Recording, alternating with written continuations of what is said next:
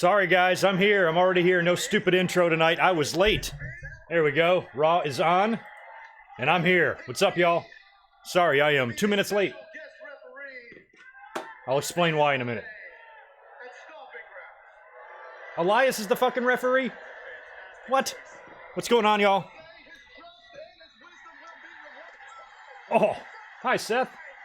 I tuned in at the right time. How's it going, guys? I am real sorry I'm late.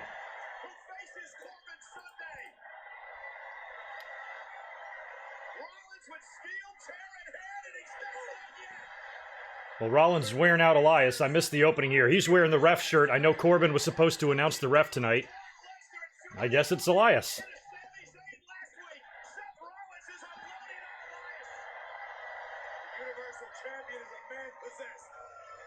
I like this. I'm gonna murder you with a steel chair every week, Seth Rollins. He's fun. How y'all been? Since, when was I up here? Saturday night, right? For my incorrectly labeled episode number. After everything that I've been through with Brock Lesnar, I am done playing games. Yeah, kind of sounds like it, Seth. What up, y'all? How's it going? How's it going? Special guest referee before this Sunday. But this is a message for anyone considering that position. This is your first warning. This is your last warning. If you side with Baron Corbin, I don't care what he. All right, so maybe it's not Elias. He was just teasing it. This is what awaits you on the other side. All right, Seth Rollins threatened to beat up WWE officials. I like it.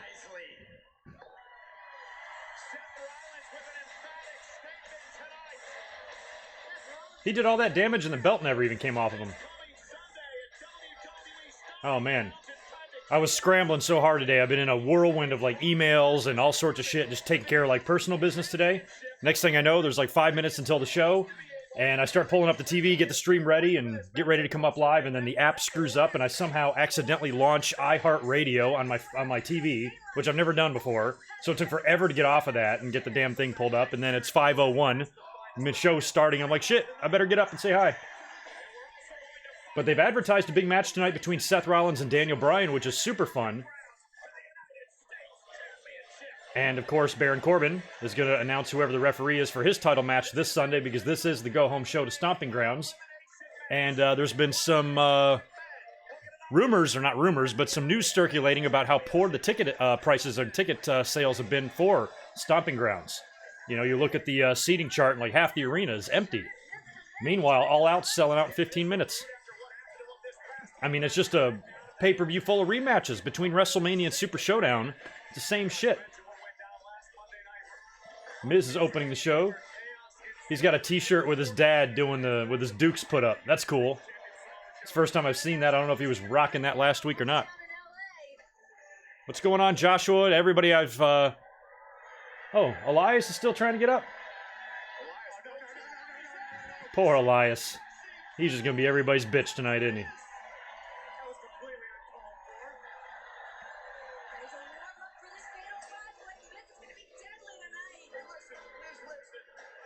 Oh, Alex, you're taking a break from your hiatus to watch Bray Wyatt tonight. Is he confirmed? I heard that there was rumors he might be on the show tonight. I'm hoping he's not.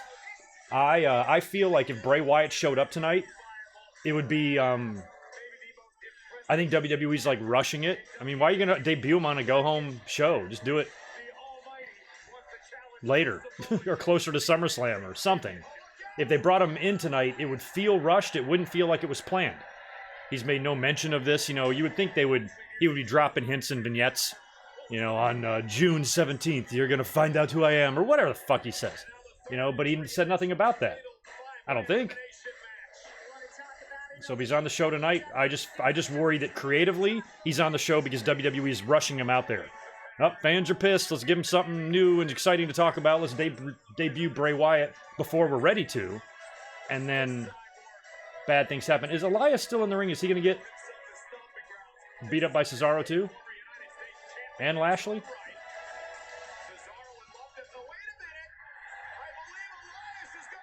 Okay, is Elias getting released or something? Did he get a wellness policy pop?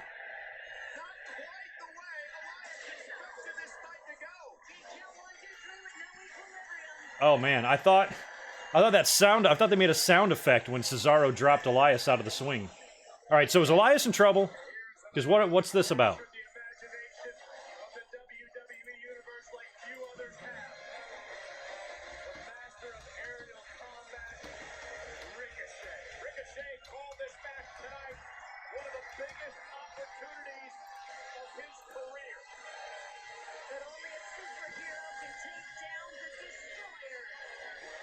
So now I have not been able to figure out Cesaro's new theme. I haven't even been able to figure out if I like it or not. Poor Elias. Lashley did not hit Elias, did he? Everybody else did, though. Oh, no. Somebody scoop Elias up quick. Oh, that's right. This is like a fatal 5-way or fatal 4-way. I was like, why are all these guys coming out? I do remember seeing that advertised for tonight. Is this for the U.S. title? Number 1 contendership? I don't know what's going on here.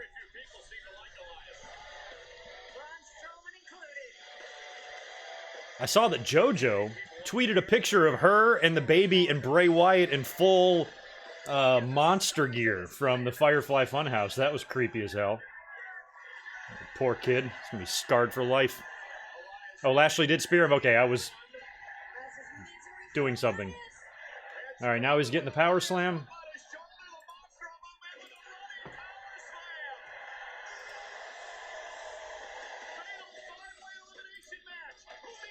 All right, Strowman, Miz, Ricochet, Cesaro, and Lashley. Winner faces faces Joe for the title at Stomping Grounds. Okay, so that'll be another match added to the card. It ain't looking good, man. Stomping Grounds is not looking like the best pay-per-view of the year.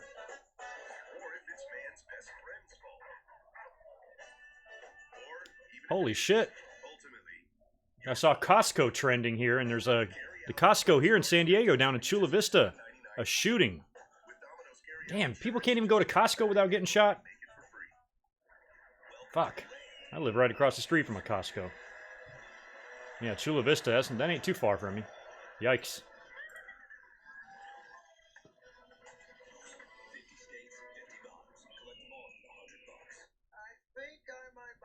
Yeah, y'all's guess is as good as mine on the Elias thing. I don't know what that was about, why they just decided to go out there and shit on him in the beginning of the show. Makes me worry that he's in trouble or something.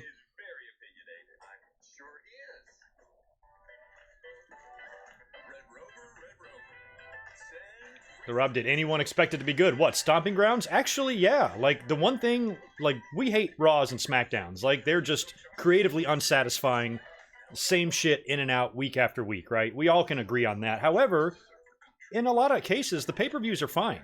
You know, the pay-per-views, we get wrestling. It's not a show that's just scattered and littered with commercial breaks and bullshit and just so much needless nonsense. It's actually a show. And, the matches can be good a lot of the times. Don't forget, buried underneath all of this creative bullshit lies a pretty impressive talent roster in this company. How they use them as ass, but the talent is there. So the pay-per-views, I feel, give them a chance to shine a lot of times. So even though we hate Raws and SmackDowns sometimes, I can think of plenty of occasions where I'm pretty much happy with a pay-per-view. You know, it's always a solid night of wrestling. So to me, pay-per-views are like a break away from the shitty Raws and SmackDowns. At least we're going to get some title matches. At least we might see a title change. At least we might see something significant happen. And we're most likely definitely going to see some good wrestling. So I prefer pay-per-views over Raws and SmackDowns, to be honest. But Stomping Grounds does not look good at all. And I hope it's bad. You know, I said earlier, I've been saying this for a few weeks, that sometimes I think you have to retreat to move forward. And I want things to continue to get worse. I want talent to continue to get frustrated. I want when people leave the company to get the word out, voice these concerns, bring these issues to light, all the problems that exist back there. And I want to see ticket prices and shit like that decline, because when that happens, it's going to force WWE's hand to say, okay, maybe we should concentrate a little bit more on creating meaningful quality content for our viewers. Crazy thought, right? So I think if Stomping Grounds turns out to be a huge fucking failure and they have to give away half the building, or there's 19 people there in the audience, that maybe that can be the beginning of something better. I'll tell you what, all this fan frustration may save us from a Baron Corbin title run. Because it feels like, given WWE's history, Baron Corbin is the exact type of heel that they would put the title on. Very much like a JBL or somebody like that. And if they did that, I think the fans would just lose their shit.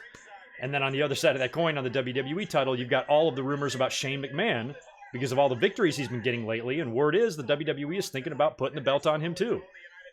Now, I said in my last podcast on Saturday, as we watched this Fatal 5-Way here, that if they put the belt on Shane for like a day or a cup of coffee, that in and of itself I almost like wouldn't be too freaked out about, because if you put your 2006 brain in that scenario, a lot of fans wouldn't probably have a huge problem with that. Shane holding the belt for 3 weeks, a month, 2 days, something like that. Don't forget the pop he got back in 2016 when he returned. But the way everything is right now, it's just not the decision WWE needs to make, and it would be a bad one. Sweaty-ass 50-year-old Shane trying to be WWE champion as a heel, no less. Corbin and Shane just both have a ton of heel heat, and fans don't want to see either guy win the title. And hell, both of them could. But I'm hoping all of this fan anger kind of saves us from either guy. So this is an elimination match. Cesaro is gone.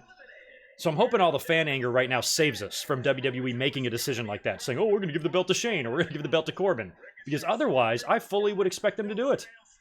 It's exactly what they would do. Vince is a former WWE champion. Stephanie's a former women's champion. The only one that's never held a title is Linda. So, honestly, given the matches that Shane McMahon has had throughout his entire career, it's not that surprising. Shane's put his body through a hell of a lot more punishment than Goldberg, aside from him knocking his own damn self out. You know, but you think about a legend like somebody like Goldberg, who even at his prime wasn't even wrestling very much. He sucked in the ring. His matches were short. At least Shane went out there and just balls out, man. The dude just needs a wheelbarrow just to carry his balls around. Some of the shit he was doing. But I think it's real bad time. Lashley's eliminated too, so even though on the surface I'm like, okay, I guess I wouldn't freak out. You know, I would not want Shane to have a 6-month run or hold it for a year or anything like that. But if they put the belt on him for a little while, okay, I can live with it. I guess I wouldn't lose my mind. But not right now. Right now is just a bad time. You're just asking for trouble. Do something like that when the fans are a little bit more, you know, happy with what they're seeing on TV. You got a whole bunch of pissed off fans right now. You don't want to be making a move like this. You are just asking for trouble. I think there's a time and place for stuff like that. And if they want Shane's name in the record books as a title holder, you know what? I ain't going to argue with that. But I wouldn't do it right now. I would have done it 2 years ago. Hell, I would have done it 15 years ago.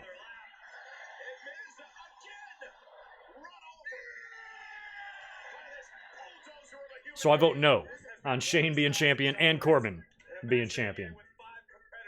Ricochet did a full-on backflip when he got ran over by Strowman there.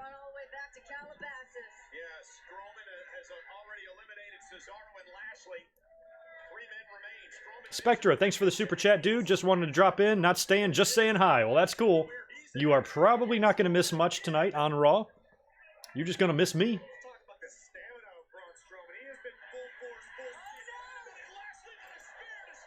Oh, double spear. Yeah, you're eliminated, asshole. Get out of there.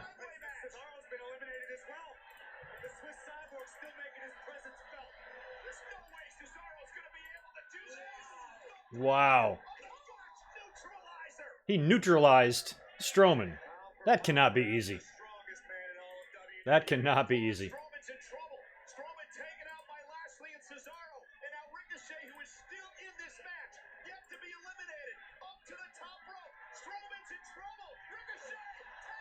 Damn. He's not going to pin Strowman with that, is he? No. Yes, he is. All three of them. Is that legal? All right, so 3 people pinned Strowman. And now Nicholas's dad is like, get out of here. I'm like, you counted the 3, bitch.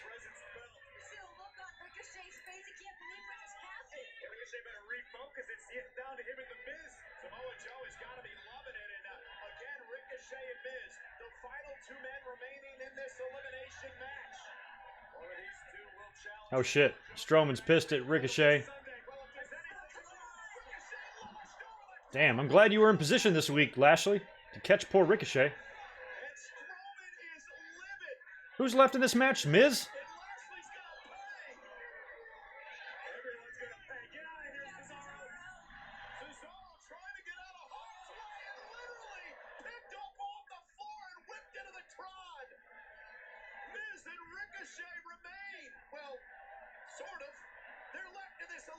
Oh, we're going to commercial here.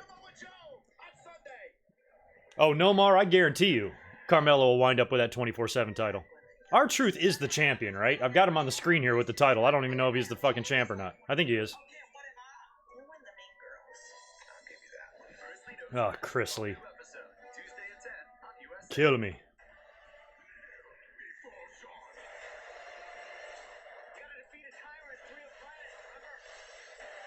Oh man, I loved Steven Scott. I loved Goldust's early vignettes. I remember when he was coming in. I remember when they signed him. I remember what the sheets were reporting on all these different gimmicks. I remember Dustin was originally. I remember hearing the gimmick called Gunslinger. He was going to be like, you know, kind of like the Smoking Guns. He would be like one of those type of guys. I'm like, ah. And then I started hearing the rumblings of this like made up Hollywood type of character. And then when we saw it on TV, because before they debuted him, the very first thing you saw about Goldust was just like a nameplate covered in gold dust. And you hear Howard Finkel saying, like, from Hollywood, California, Goldust. You had no idea who Goldust was going to be. But the hotlines and the dirt sheets were reporting on Dustin. And then when he debuted and you saw all the little backstage stuff, and you're right that his makeup was completely different. It was more yellow. He had black ears. And it was just creepy. I remember the magazines. I have a PWI in my massive magazine collection, and I remember the headline on it was a picture of Goldust during his debut, and it said, "The WWE has finally gone too far." Like, imagine that. Like, that's what they consider to be too far. Now it's like, Goldust is a legend, an icon. But back then, it was like, oh my god, he's portraying maybe a gay character. They've gone too far. Like, how crazy everybody took it, how offended everybody got by it. When it was pretty damn entertaining when you look at it through like a 2019 set of eyes. And it evolved over the years. Yeah, but yeah, Goldust was kind of different at first when he first came in. But all gimmicks are. You know, you got to find your niche and figure out what works and change things, and figure it out as you go, you know? It's a work in progress with all gimmicks. Look at Austin, look at Rock. All of them guys. Have any of y'all heard Dustin on Talk is Jericho? Apparently that is a really good listen. I'm still yet to take a listen to it.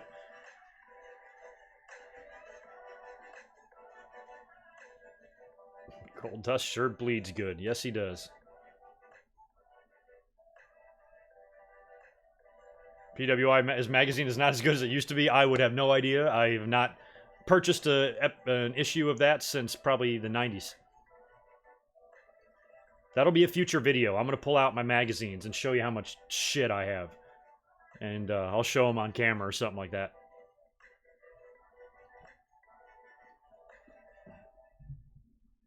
Goldust could have been WWE champion at the time. Not with Shawn there. But I think good enough for sure. Dude's still good. I would have loved to see him be like a heel champion in like 96 or 95. Maybe even 97. I think 96 probably would have been the best year. He was feuding with Piper and shit like that. He was even having some good matches with Shawn. They worked a couple of Raws and some live events. They worked a lot on the live events. I saw them at a house show wrestle each other. They always work well together. Which is kind of ironic, you know. WWE should have given Goldust a program with Shawn. But Shawn was probably such a dick he wouldn't have done it. Alright, we are down to two baby faces. Ricochet and Miz, I guess, between these two. Who are we rooting for here? You want Ricochet so he can win a belt, or do you want Miz? I think Ricochet and Joe would be a better match. Joe's older now. He's a big monster. Look, is that Seth Green in the front row there? Ricochet can be tossed around and make Joe look better than Miz probably could.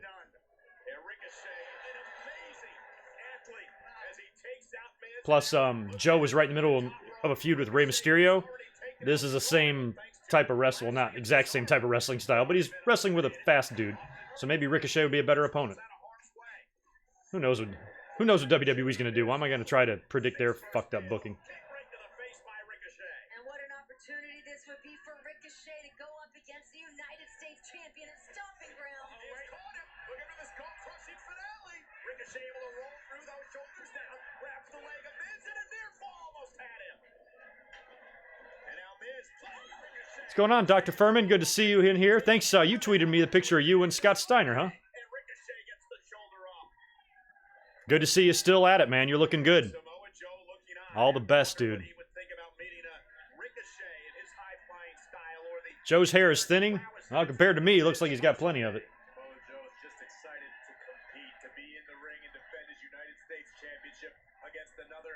And that's okay that he has thin hair. Who wants fat hair? Ooh.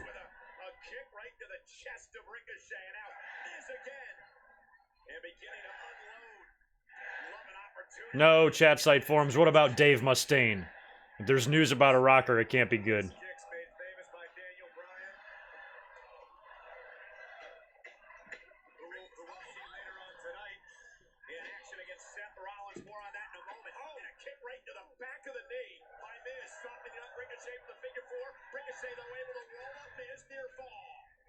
Ricochet's knee's injured. A smart move by the Miz. You take out one of Ricochet's legs, you take away a lot of his offense. And Enziguri caught Miz on the ear. Still seeing some of that heart of Ricochet, though. Colin Wright, I don't know. That 7 gimmick was kind of weird. I'm pretty sure I got a mic drop up on that on my channel somewhere. Go check my playlist. There's a video of me talking about 7 in there somewhere because I remember the vignettes and I remember the debut when they swerved us and he just started talking like Dustin and he started shitting on the whole gimmick. He's like, look at this shit they have me wearing. I remember not seeing that coming. It's almost crazy that Dustin went back to WCW. That still surprises me. Oh, I didn't know that. Wow. That's a shame. Who was Dave Mustaine? Was he Megadeth? He did the WWE albums with him, right? Those early ones? I got the right band there.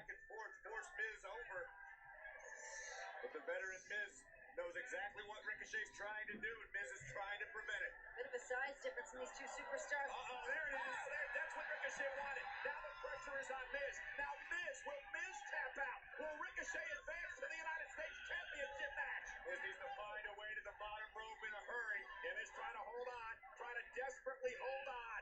Ricochet is locked in, though. Miz trying to somehow power his way out of this. Now he reverses again, and now the pressure back to Ricochet. Catherine, I hope you're not ruining your night by hanging out here watching this crap. I mean, we kicked off with a fatal 5-way elimination #1 contenders match, which really isn't a bad thing.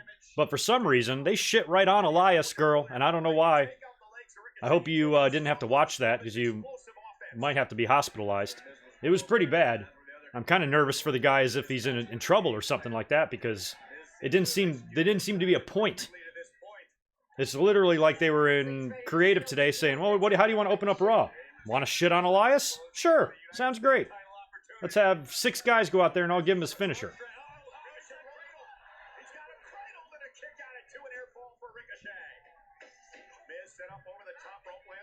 Thanks for the super chat there, Mike Witt. Randy Orton heading to All Elite Wrestling. Well, it would be interesting when a major star like that or somebody with a giant legacy in WWE, their contract comes up and they don't resign. That will be interesting. I mean, Randy Orton is so deep into WWE, though. I mean, how can a guy like Randy Orton, I mean, I know he doesn't always do great things, but how can somebody like Randy Orton ever be frustrated with how he was treated in that company? Wow, he nailed it. That's got to be it. He bounced right off the Miz.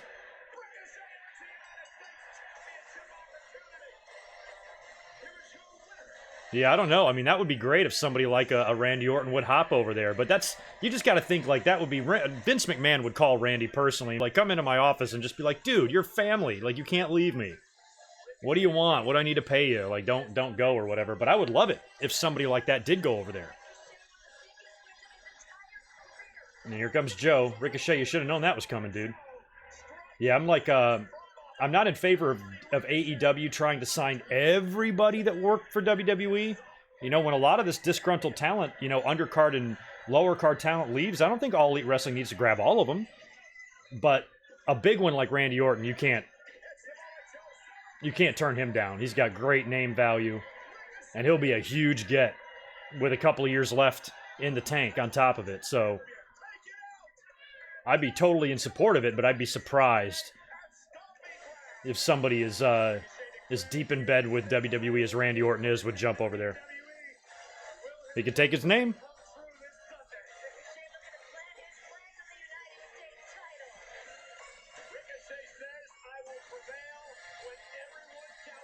Oh yeah, Catherine, you have no idea how bad poor Elias got it. Got his ass whooped.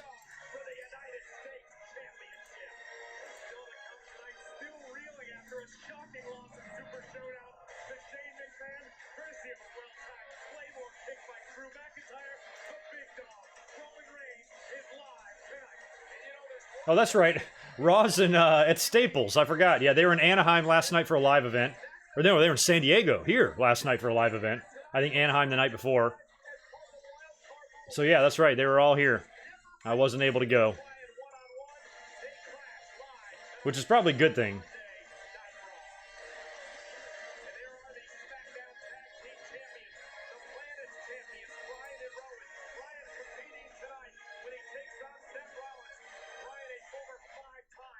Yeah, Jason, I agree, but you're not gonna not sign Randy Orton. Like, that's stupid. I understand, like, oh, you want to build your company or whatever, but it's just like, that would be the equivalent of TNA turning away Kurt Angle in 2006. No, you're gonna take somebody like Randy Orton. And that,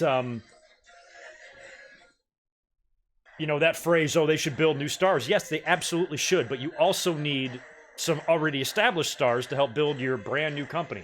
And Randy Orton would be a huge get for them. Absolutely huge. When you talk about building new stars, that's the other guys. Like if fucking No Way Jose, his contract is up. He does not need to go to All Elite Wrestling. He will do nothing for him. You know, they don't. I'm sure he's a super nice guy and a great worker or whatever, but what's he going to bring to them, you know? That's when they need to concentrate on other stars and their own stars rather than bringing in ex-WWE guys. But a guy like Randy Orton or anybody to that level, oh yeah. You sign that motherfucker immediately if you have the chance.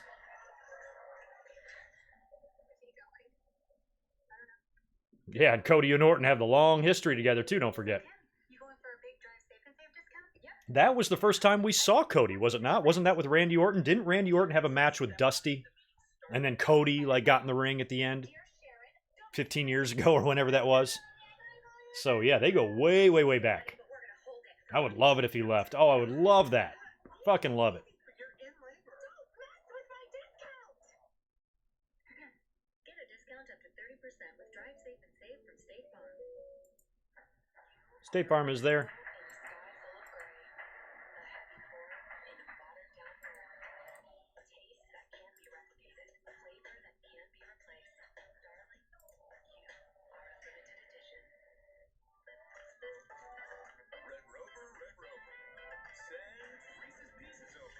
Man, yeah, and exactly. Somebody like Stone Cold is like a wild card. WWE's been using that guy for years. Why can't All Elite Wrestling do the same thing? Austin can't wrestle, but if he came out there and did a couple of appearances, they had Bret Hart come out there.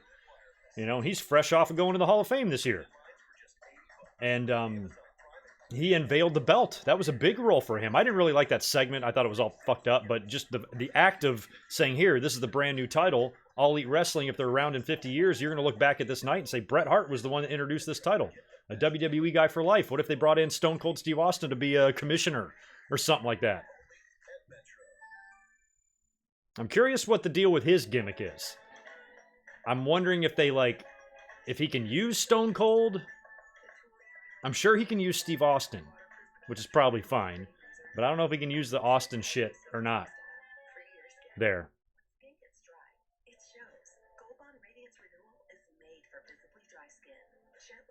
Yeah, it's about time to put old Bray Wyatt up on here, how Weezy. I was just going to wait until the dude debuted. We might see him tonight. Yes, Sam, for the you have tweeted me a bunch of times. Yes, I'm fully aware of the match between Seth Rollins and Daniel Bryan. It's actually my thumbnail on this video. I did change the thumbnail. It was something different previously, but no, I'm well aware of what's going on, dude. Thank you. I'm looking forward to the match. I can't wait.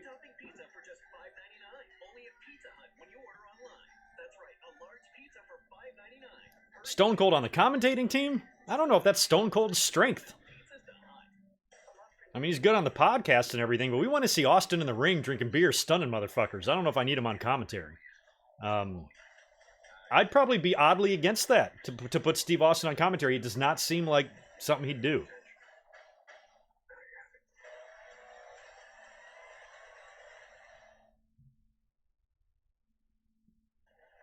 That rumor surprises me.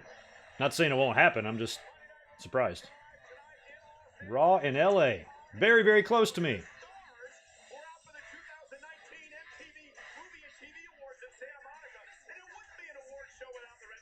Yeah, last night's live event here in San Diego was supposed to be Backlash.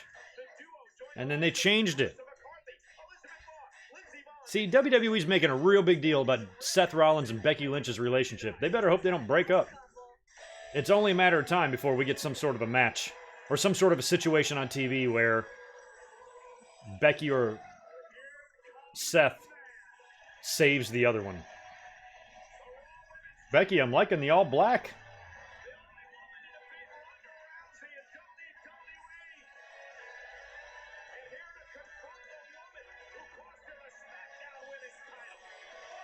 Austin confronts Moxley. That would be fun. Holy shit.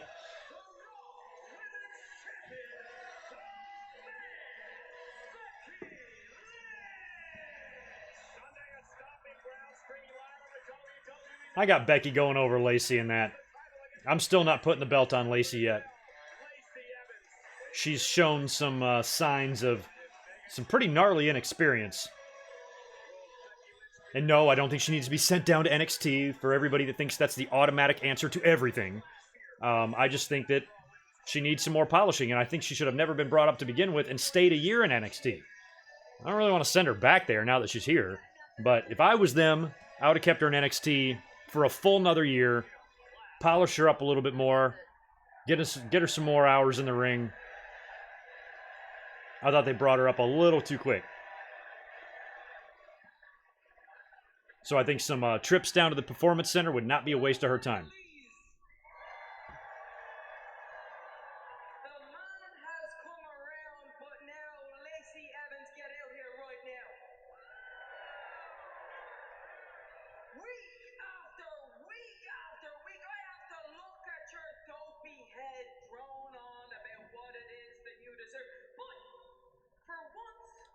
You really like the word dope, don't you? By the way, how do y'all, you guys are liking the, I noticed on my stream on Saturday, my voice is a little louder and crisper with the microphone closer, so y'all like that? Is it sounding loud enough or not loud enough? Let me know. While Becky calls us all weirdos.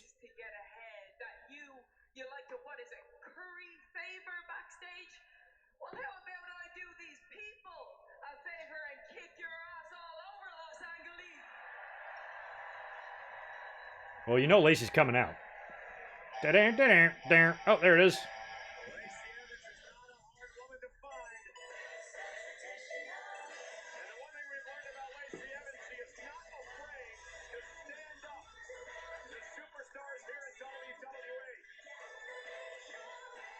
Okay, I hate Lacey's gimmick, but I love this dress.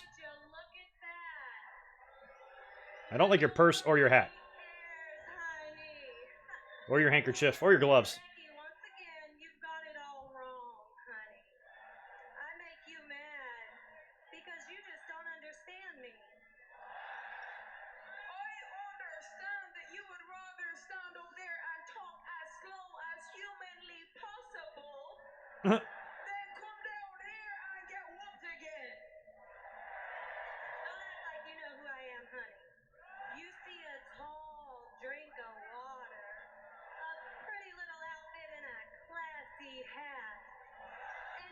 Classy hat. But deep down, this flawless image is a tough as nails woman who has been through things even the man could never comprehend. Nice, Catherine. I'm glad you're sticking around for me and Elias. Poor Elias could use some consoling, I think.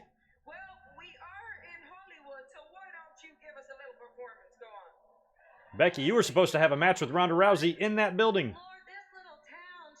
I was there, wasn't I, Catherine? After all, my entire life is quite the story. And while I am not just a lady, and unlike you,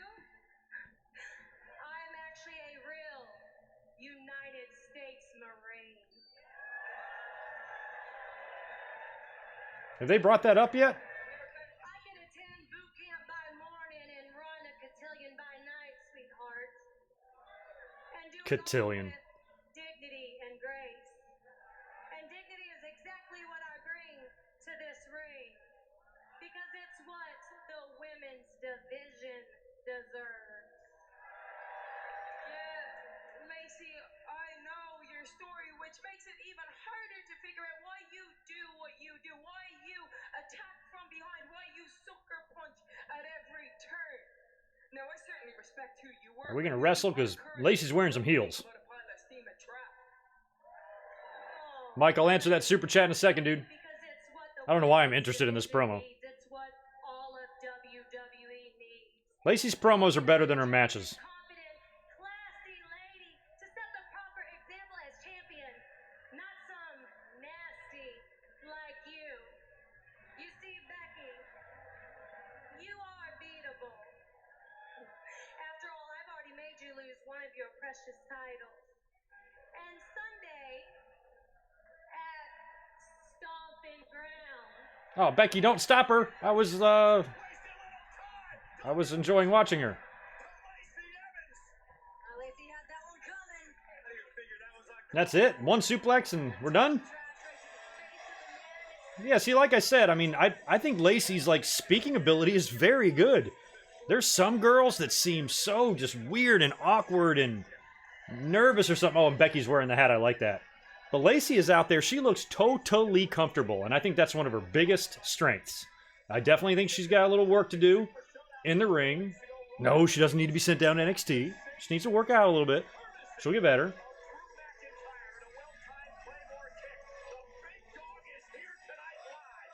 But I think the girls out there knows how to talk, seems comfortable. And that's a huge quality for a talent to have, in my opinion. Are we going to commercial or are we doing something else?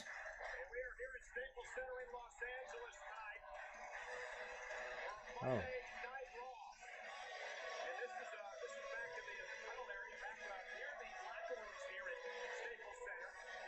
The Revival?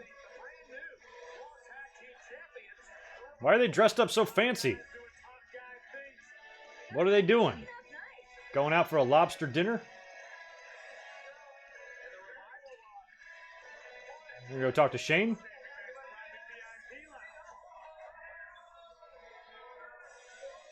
Shane, getting drunk.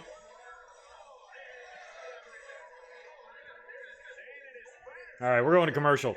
Let me catch up this super chat here. Thank you, Mike. No, you are not going to get hell for this at all. I agree with you totally. Thanks for the $5. You say you know you're going to get hell for this, but you miss Ronda Rousey? Oh, we're not going to commercial. Hi, Charlie. Hoping she comes back eventually. She was really getting good in the ring. Yeah, I'll talk about that in a second. I was hoping I'd get a commercial break here, but... Oh, hi, asshole. How you doing? Why don't you unbutton one more button on your shirt? Just to make me throw up.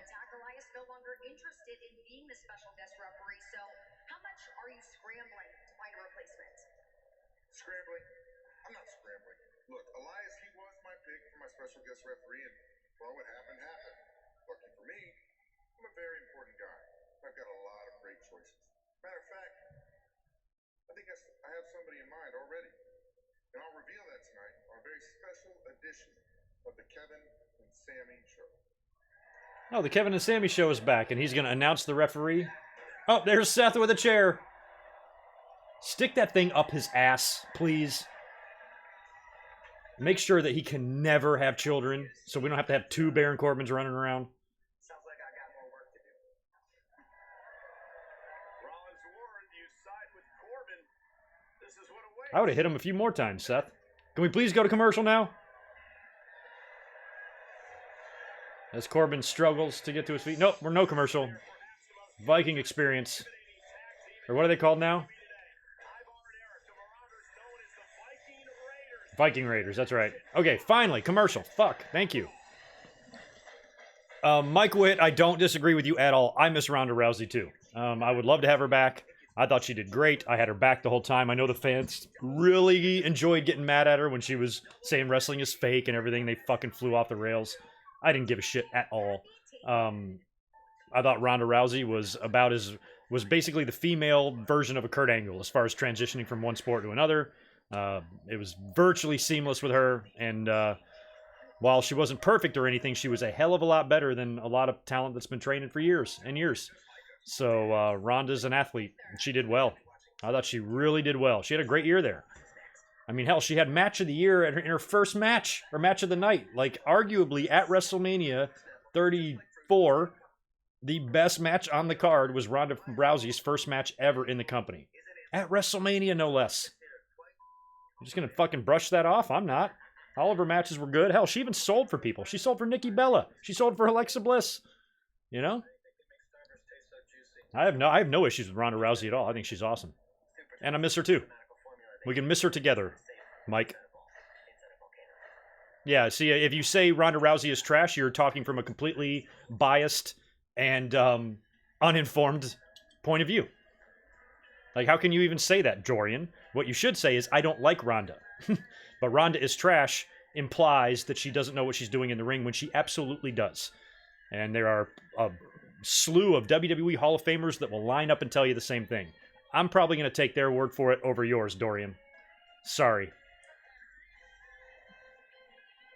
What am I drinking tonight? Red Stripe. Good old Red Stripe. Haven't had these in a while. I used to drink these a lot when I lived on the East Coast. Jamaican beer. And whenever I see it in the store, sometimes I grab it. So that's what I've got going on right now. They're easy drinking beers. Super weak. Less than 5% alcohol.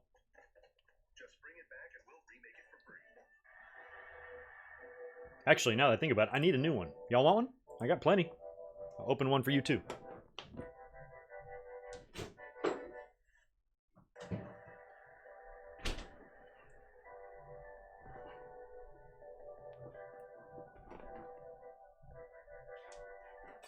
Alright.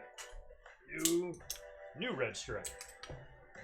I hate this advertisement song they play.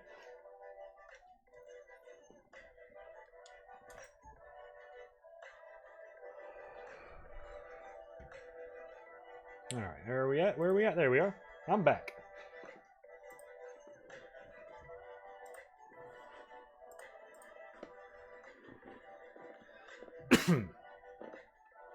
Ronda can't handle losing. Why would you even think that? I think the plan was for her to leave WrestleMania the whole time, or leave after WrestleMania. Some of y'all just make shit up in your head. None of that's true.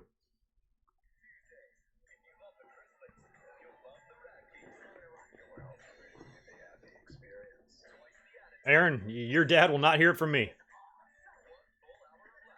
Donnie, I do the black video because I'm wearing no pants. And I don't want y'all looking at my sexy, sexy ass as I walk to the refrigerator. They call me the human tripod. You can use your imagination on that.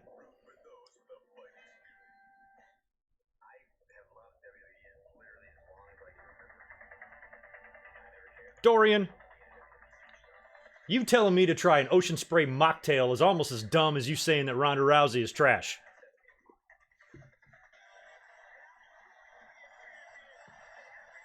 You are the Baron Corbin of this live stream so far. You got to redeem yourself and come up with some better comments. You don't want to be Baron Corbin, do you?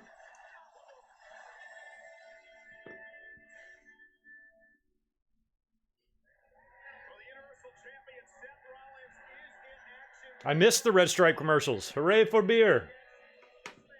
Oh, we're doing this match now? Oh, no, we're not. He's dressed. He's like the nicest Daniel Bryan has ever dressed. Where's your burlap sack?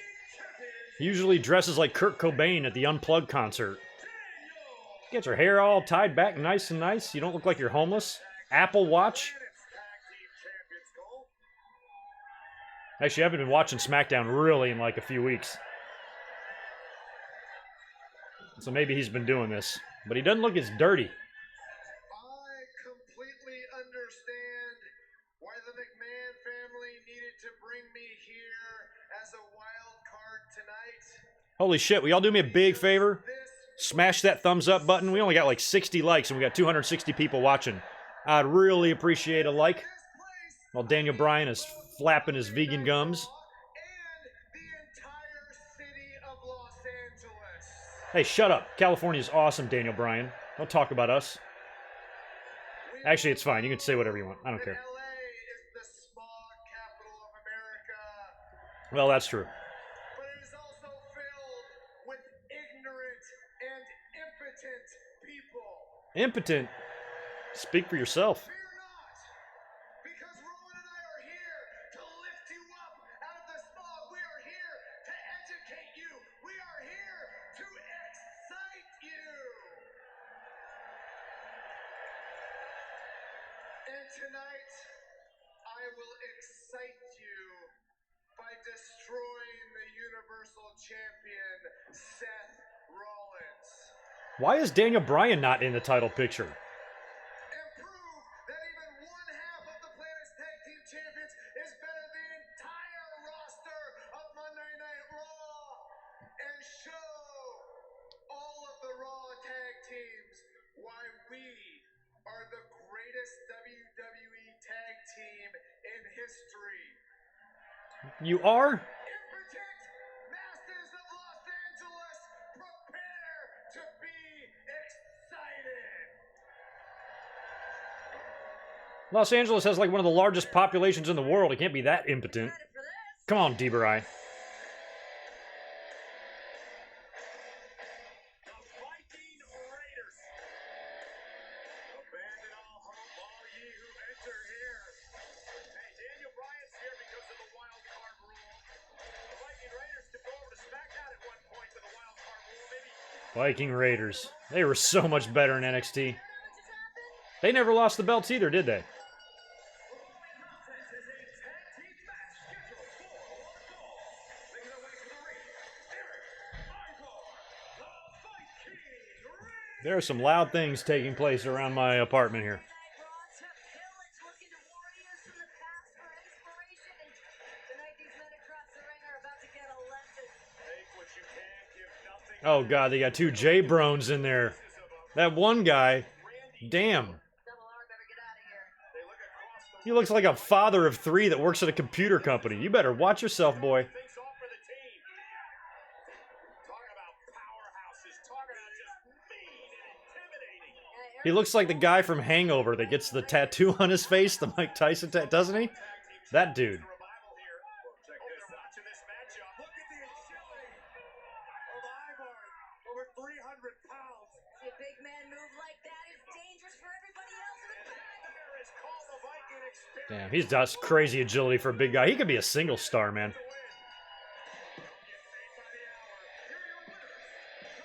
Well, that didn't take long.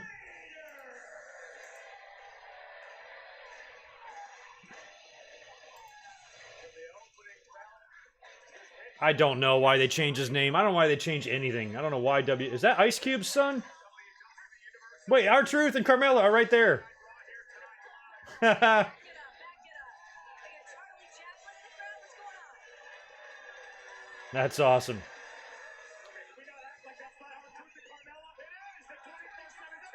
Why is it the same 6 people going after the 24/7 title? It's the funniest shit. Oh, man. How long was he out there for? Bobby Roode, Cedric, Drake. And again, I ask... Oh, they can't get through that side. Gotta queue up that under the ring kick. I must ask, why would any wrestler want this belt? Oh, Titus is under there?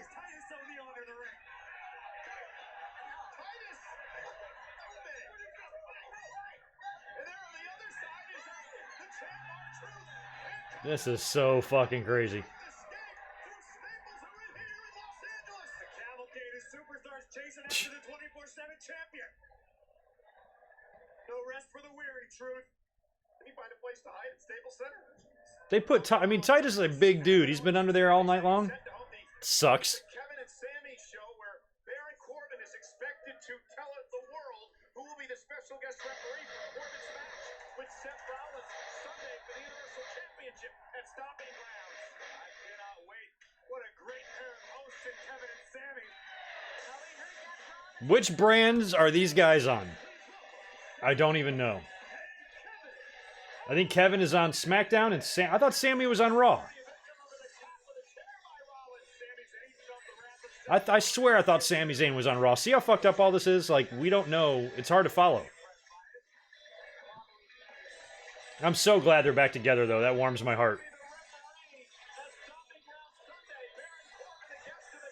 All right, we're gonna go to commercial again.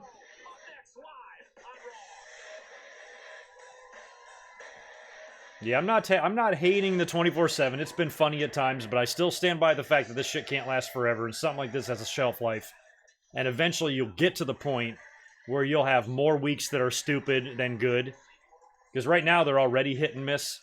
You know, there's been a couple of them that I'm like, oh, those are kind of dumb or whatever. But you have to put the pressure on yourself to, like, film outlandish, crazy stuff every week and come up with crazy ideas. Not all of them are going to be home runs. And then you're going to do so much in such a short amount of time that you're going to run out of ideas pretty quick. And then the creative aspect of it will just start to atrophy a bit, and then it just sucks. So I just can't see this belt being around 5 years from now. Hell, I can't see it being around 1 year from now. So I'm just curious how it will go. I'm curious how the future of that title will be. If WWE does have an idea in their head that it can't last forever, if they actually try to make this thing a permanent part of the company. I can't imagine. I'd hate to be in charge of that record keeping. They have to hire one person just to handle following the 24/7 title.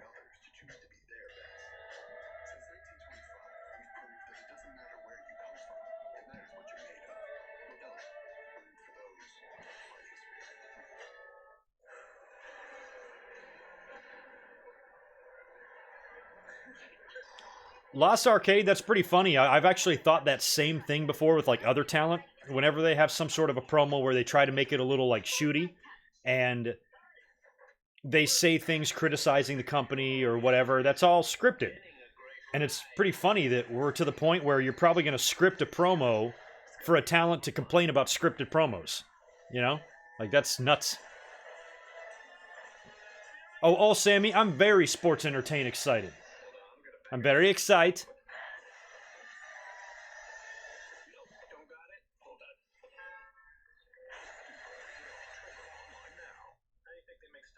So juicy. Starburst? Juice drug equation. Super top secret mathematical formula they keep stored inside a safe, inside a vault, inside a volcano. Well, Devin, you know, how you define draw has really changed too. You know, I mean, who really is a draw these days? And WWE doesn't position people to be draws half the time anymore. It's just all so effed up. You know, a lot of guys aren't draws, not even because it's really their fault. It's just the way it is. Yeah, Alexander echoes that. Nobody is. Nobody's really a draw, you know?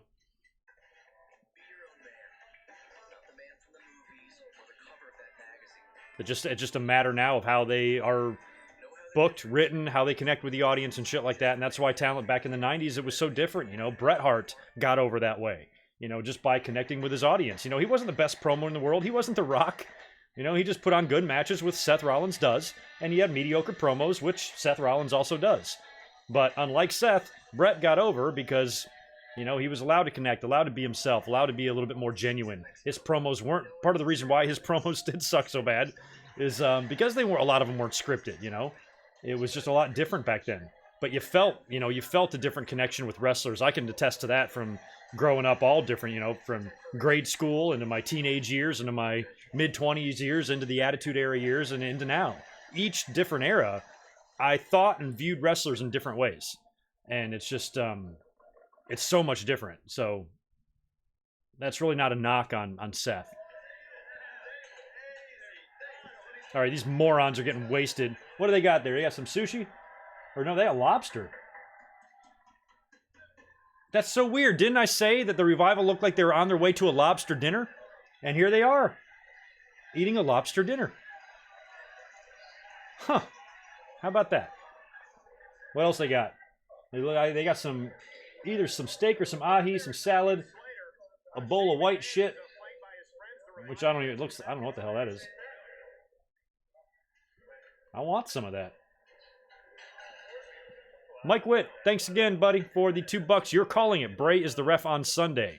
Gut feel. Bray. Well, Corbin supposedly is going to announce it here. So you're saying he's going to announce Bray Wyatt? That would be weird. I don't know if I would want that for him. Oh, they're going to shit on poor Heath. So Heath is in there pleading for a raise. This is sad. Hey, 3-man band. 2-man.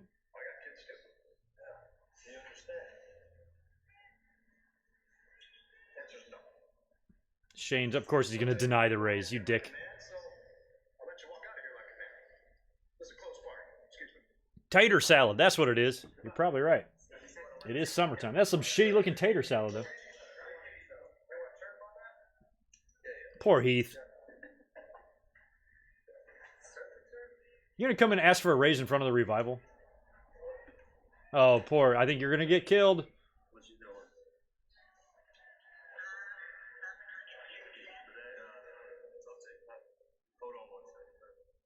I'm sorry, but it kills me to see you like this. I gotta do something for you. Dude, no. Please, Heath. We go way back. Please let me do this for you. There's no way he's gonna give him money. He's gonna kick his ass. I know your family. He's facing Roman Reigns at the pay-per-view. He's a bad guy. Thank you. No, I'm not. Thank you. Oh, you're dead, Heath. You dumbass.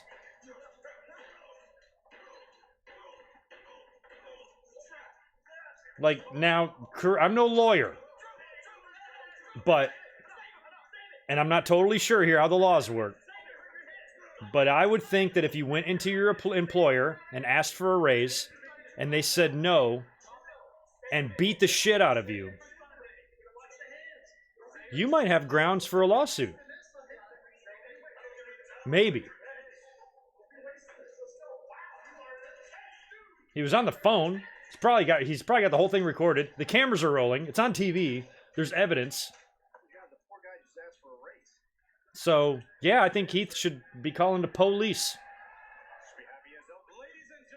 Sammy and Kevin are still in the ring. That's pretty funny. Devs. Did I miss a super chat from Devs30? Thank you, dude. Brock should win the 24/7. I pitched that, actually. This way people would have to go over to his house. He would never be able to leave home, and it keeps him away. Win-win. I agree, totally. That's a fabulous idea. Submit that to WWE.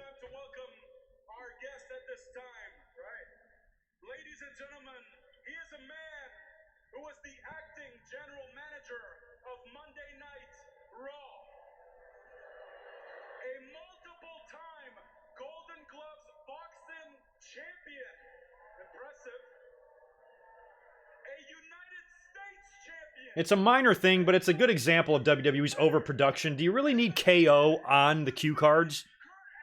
Or on his note cards? Can't they just be regular note cards? It's just like so much extra shit we don't need.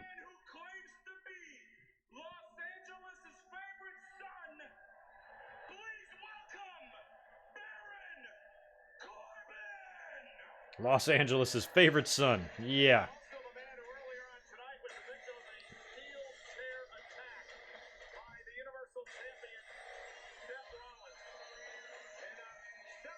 All right, he's gonna say it here apparently, and we're only 1 hour into the show. Damn. Oh, I'm supposed to sing his song. I forgot. Shit. It's too late for me to come up with anything now. I actually told myself I should sing his song this week, and I forgot.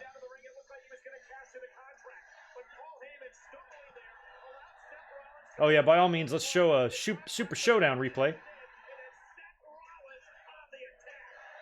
Man, attendance was pretty rotten for that too, which is kind of surprising. Even the Saudi Arabian people are over this shit. They've only been there 3 times.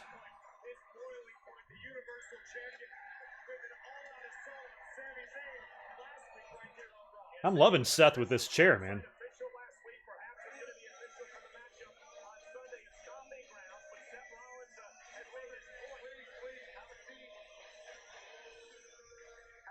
Corbin, the first thing I want to let you know, first and foremost, is this is a safe space. Okay? Safe space. This is a safe work environment, which is more than I can say about WWE. More I can say for Heath Slater. Damn. What happened to Elias, and we already just saw what happened to me last week when I was an official licensed WWE referee, and Seth Rollins still managed to pound me with a steel chair over and over with zero repercussions. So first and foremost, You deserved it, asshole. I just want to let you know, face to face, man to man, for that reason, I am withdrawing any sort of eligibility I had to be the ref for your match at Stomping Grounds with Seth Rollins. Yeah, and I, as a show of solidarity for my brother Sammy, also withdraw my name from consideration. But you understand. Thank you, Kevin. Thank you for your understanding. But Baron, we still thought we should give you this massive platform to tell the world who is going to be your referee. Yeah, please tell us. Grounds against Seth Rollins, so please Hook us up. Baron, what do you got? Well, as you know, I had a lot He's gonna tease us. I mean, people lined up through the hallways, out the door, and along the street. The hallways? I saw it. I mean, that was crazy. The street? So, Are you sure? I picked somebody who I think was born to count 1, 2, 3. The 1, 2, 3 kid? Let me introduce you to my special guest referee. Drum roll, please. It's gonna be somebody stupid. Please welcome EC3. EC3? 1%. Alright. Is Seth gonna come out there and smash this dude with a chair and it's not gonna be EC3, right?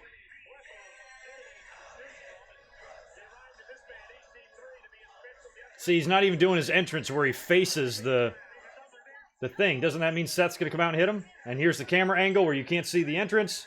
Any minute, here comes Seth. Bam! There it is. Ha! Saw that coming from yesterday.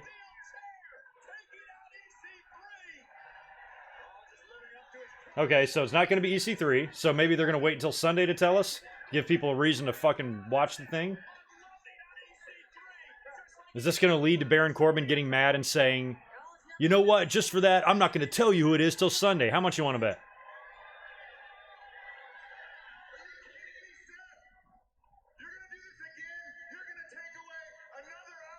Oh, if he says it.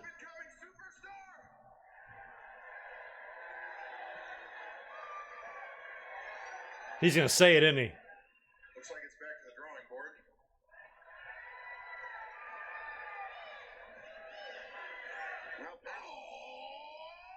board. New Day's coming out. Well, here's my question. Why can't it still be EC3? All he did was get hit with a chair. Mick Foley fell off the top of the Hell in a Cell and worked Raw the next night. Like, what the F? I love that hitting someone with a chair just eliminates him. Like, it kills him. Like, EC3, he's still laying there like he's dead. It's like a video game.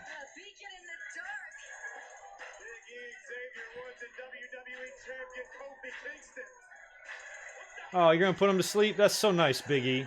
Kiss him on his forehead.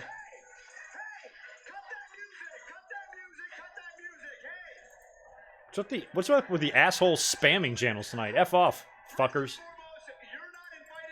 Nobody wants to watch your shitty shit. Second of all, I checked the lineup and you're not even wild cards, so you shouldn't be here. So I'm gonna politely ask you to leave the building. Go away. Well, first and foremost, I'm the WWE champion. So what that means is I go where I want. Oh yeah, that's right. There are 6 of them out here, aren't they? Okay, cool. 6 man. Here we go. Best believe I'm gonna bring my boys with me, cause that's what they want. You know what, Kofi? You shouldn't be worried about what these idiots want. You shouldn't be worried about being on Raw. You should be worried about Seth should go back to doing the yellow streak in his hair. That way he could be twinsies with Kofi. Wouldn't that be adorbs? Yeah, I just said twinsies and adorbs in the same sentence. So what? Oh, okay, just like you beat me at Money in the Bank, right? And for those of you who didn't see Money in the Bank, Kevin Owens did not beat me at Money in the Bank. And as far as Dolph Ziggler is concerned, I got him right where I want him, in the middle of the ring, inside a steel cage. You know, here's the funny thing about all of the Shane McMahon chatter, and we're all freaking out about WWE putting the belt on him. You know what I'd do? I'd put it on Dolph. I'd swerve the whole damn world. Is any one of us expecting Dolph to walk out of Stomping Grounds with the title? No. So do it. We're all thinking Shane, and then they're like, rip, let's make it Dolph. I like Kofi, though. I don't want him to lose a belt. EC3 still lies dead, motionless. You guys don't want to be Do EMTs are not concerned about a motionless talent laying on stage? They're fine with it. We'll get them later, kind of thing. Dolph, my ears deceive me. It sounds like that is a Like if he dies, that's going to be a lawsuit too. So they got one with Heath Slater now, and now you got the family of EC3, who sues WWE for negligence for failing to assist him after a vicious assault with a piece of steel. He lays motionless for minutes. EMTs did nothing. As a matter of fact, more talent moved the body, which caused further spinal damage, resulting in paralysis and other problems before he died. Here they're holding up his paralyzed dead body on national TV. Oh, and they just broke his neck 4 times. I'm glad you're okay. So, what I want to know is, Where's Logan Paul with his video camera? as a WWE official, Now they're putting microphones in his face. They're sexually molesting the carcass, simulating blowjob with the microphone. PG my ass.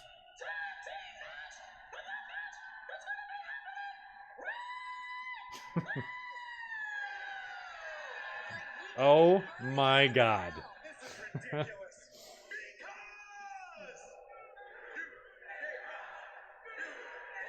This is like Weekend at Bernie's. Oh, and he just face planted. Against Corbin, KO, and Sami Zayn live next. What? Who did EC3 and Elias piss off? I'm going to hurt you. And Drew McIntyre knows exactly who I am. My god, that I don't even know what to make of that. That was goofier than a Firefly Funhouse.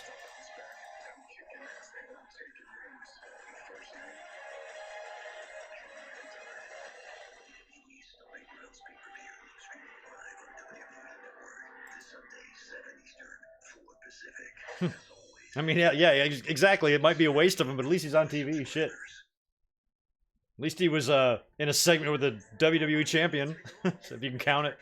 Dry skin, gently exfoliates, then coconut oil, shea, and cocoa butter. I'm just blown away. Help prevent dry skin all day. Gold Bond Radiance Renewal, Ultimate Lotion, Ultimate Skin. Think fast. This week, carry out a large 2-topping pizza for just $5.99.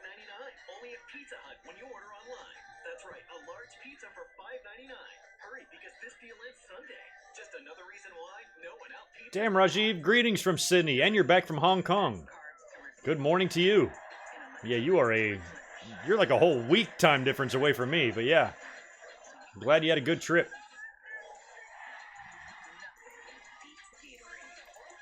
Yeah, we have more of these spam bots in here than normal on my streams. I usually pretty much avoid these things. Maybe that means I'm making it.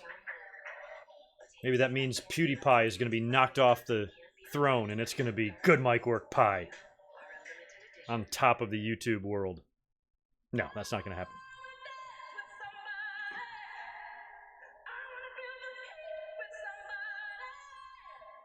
You haven't missed a whole lot tonight as far as Raw. Some weird shit going on.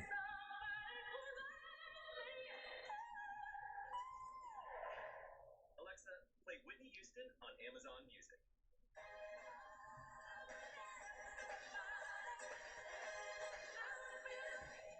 Do I think Uncle Elmer will ever make a comeback? No, I think Uncle Elmer's dead. And as a fitness He's got to trainer, be. I customize everything.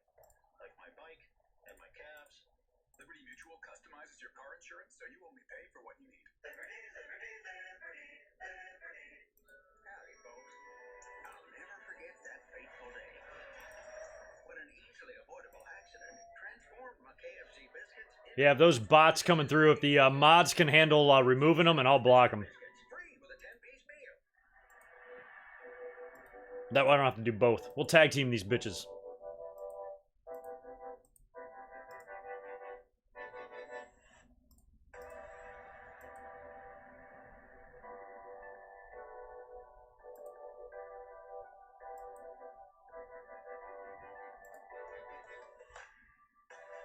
Thanks for another $2 there, Mike Witt. I appreciate it. God, I can't wait for AEW this fall. This Raw sucks. Yeah, this Raw is not special, and it sucks that it does suck because I mean it's a go home show. Most of these should be all right, but It's not like the good old days, man. We used to salivate for go-home shows back in the Attitude Era, man. It's your final Raw before all the shit hits the fan on Sunday. Used to be great times. Not so much anymore.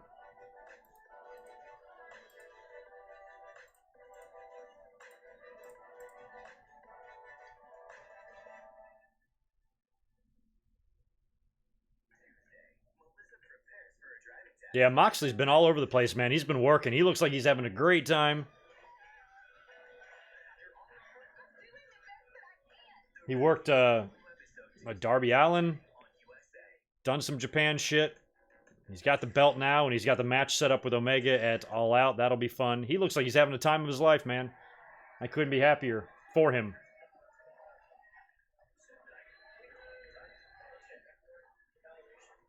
Oh, they're back in a doctor's office. Speaking of Ambrose, they're not going to give anybody shots, are they? AJ, how have you been, dude? He's kind of been injured too, right? No pop for him at all. Oh, Lord. Put these guys together, man. They're not going to do that.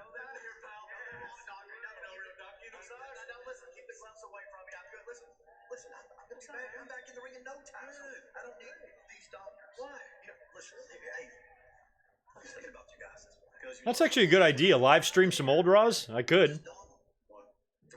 It would be hard for y'all to follow along, though, if we did that.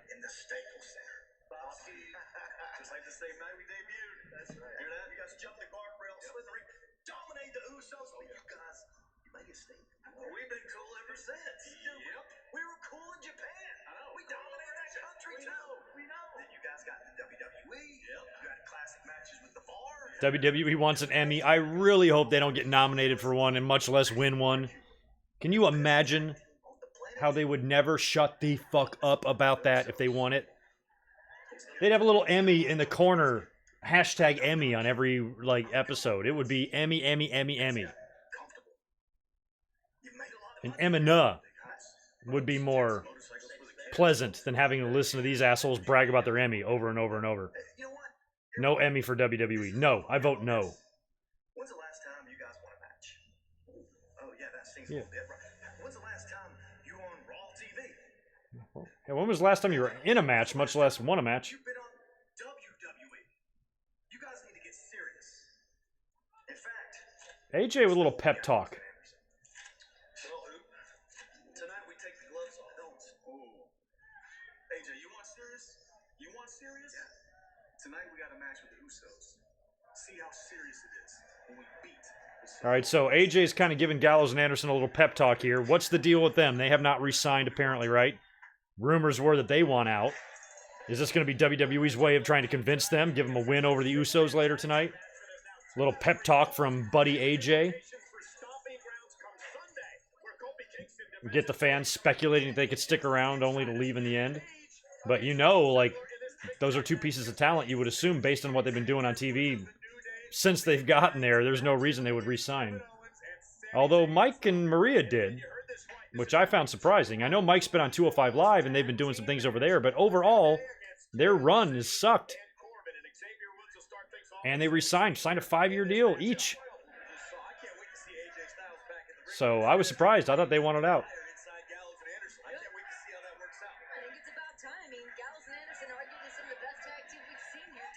I would love to see them being built back up, Gallows and Anderson. I just worry that it's not going to last. It's like a 1-week deal or whatever.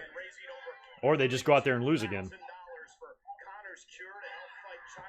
But the fact that AJ kind of called him out for not winning matches, not being on TV, maybe WWE realizes their contracts are coming up and, oh, we better try something.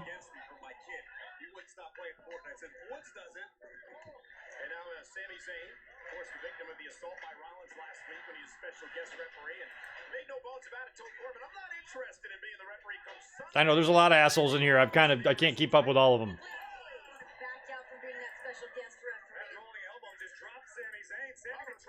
Most of them I've hit. Most of them I've all hit with blocks. But I might miss one here or there. We're just going to have to live with it.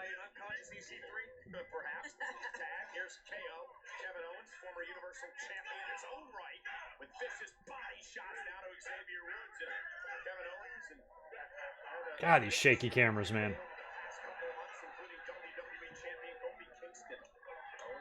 I would love Nakamura in AEW. That would be sweet.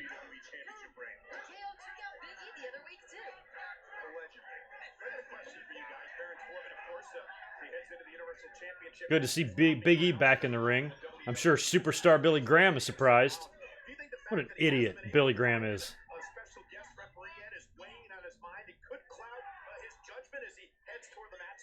I don't think it is at all. I think Baron Corbin is supremely confident. After all, at Super Showdown, Baron Corbin nearly beat Seth Rollins multiple times. It was Baron's own temper that cost him.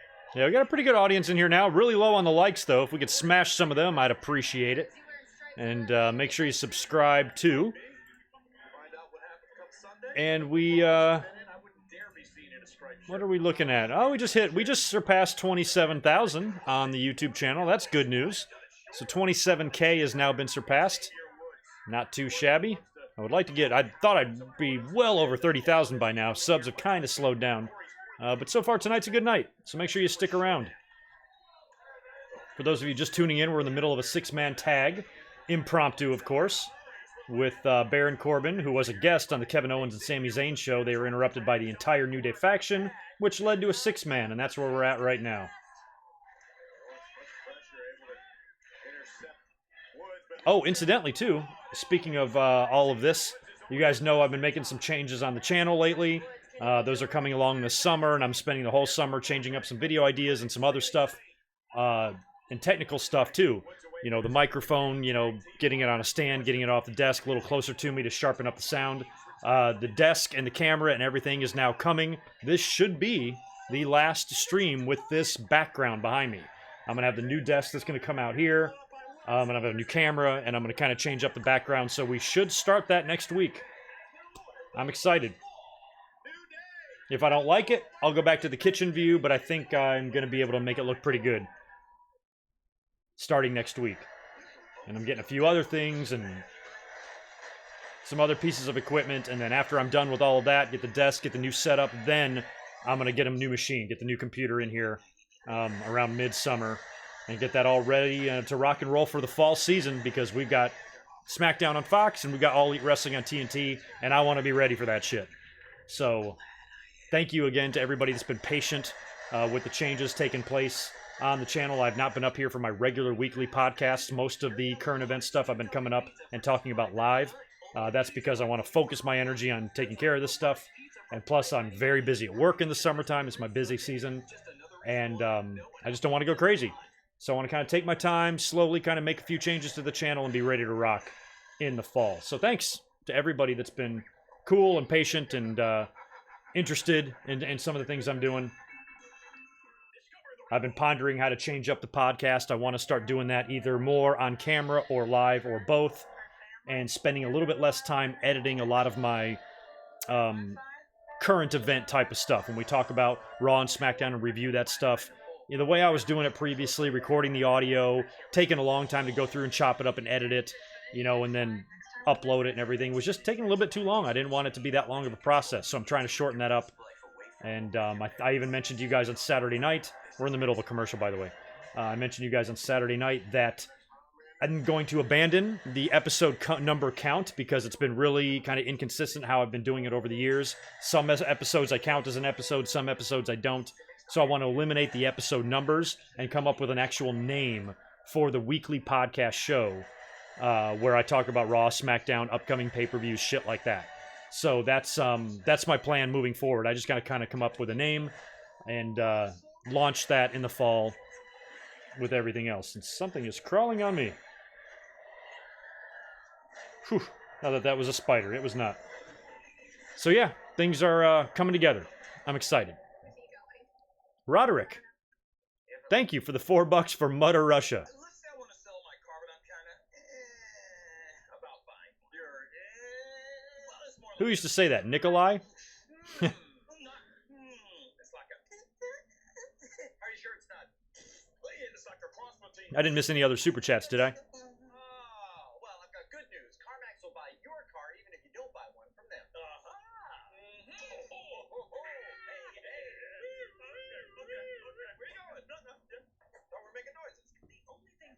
Sorry, I'm catching up some of these chats. What's this about Cena at the movie awards? That's going on tonight? Man, I haven't watched those. I used to love... The movie awards I didn't care so much about on MTV, but when I was young, I loved the Video Music Awards. Like in the 90s and the 80s. I think... I don't remember enjoying any of them after like 1995 maybe or something like that. After that, I barely remember them. But some of those early years were so fun to watch. Some epic performances in those. But nowadays... I don't give a rat's ass about either one.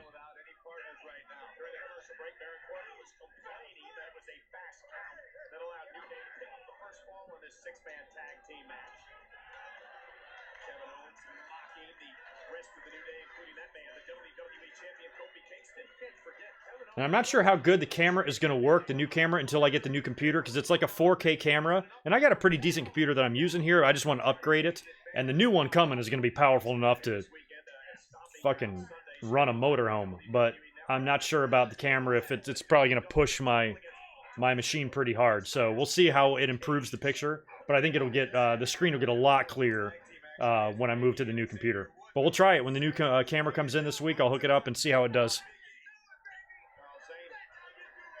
And who knows, now I'm going to have 2 webcams because I still have this one, so maybe in the future, if I can find a setup to where I can do multiple camera angles, too, on an episode, a podcast or something. I'd love to bring a guest on or something one day. So I'm trying to think of all sorts of ideas.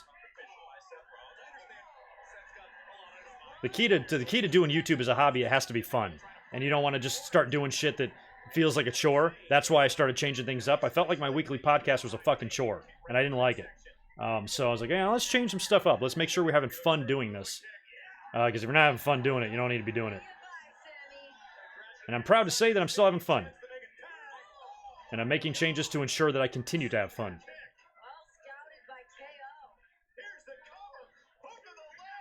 Big E's not going to get pinned like that. Come on, Kevin. We are halfway through, almost, Monday Night Raw.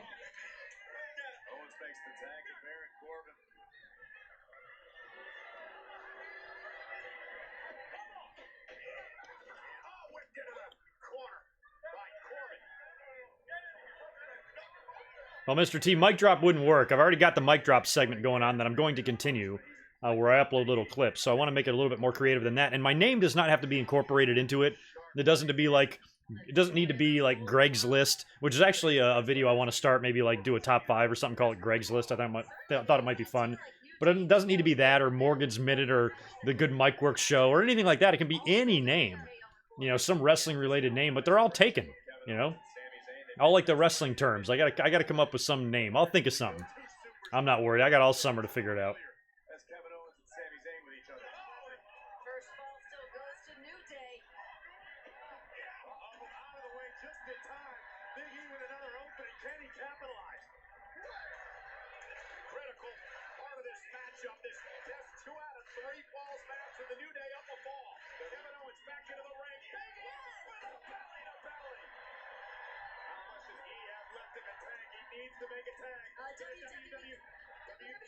Nice, Lorenzo. You got some sweet tickets for All Out? That'll be fun. I've been in those boxes, like in arenas before, a few times, in arenas and like baseball stadiums, and they are nice.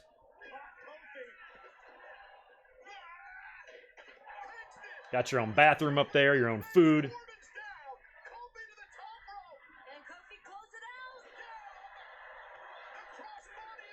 Corbin kicks out.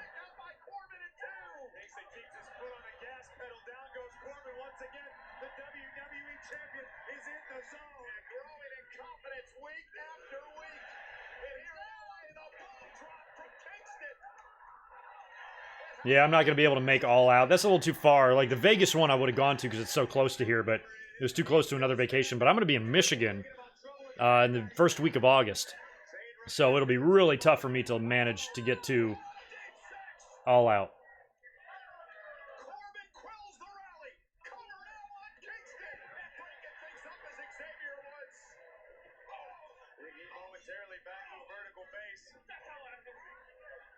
Kevin Owens talking smack. Kofi's in trouble now. Kofi's vulnerable. There comes Corbin. We've seen this one. Classic Corbin right there. Oh, Corbin took out poor Sammy. Whoopsie. Oh, that's going to piss off Owens. It was just an accident, Kevin. Accidents happen, dude.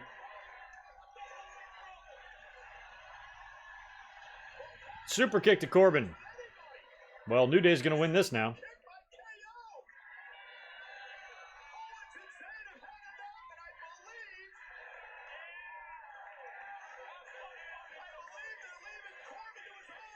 All right, Corbin, you're dead meat.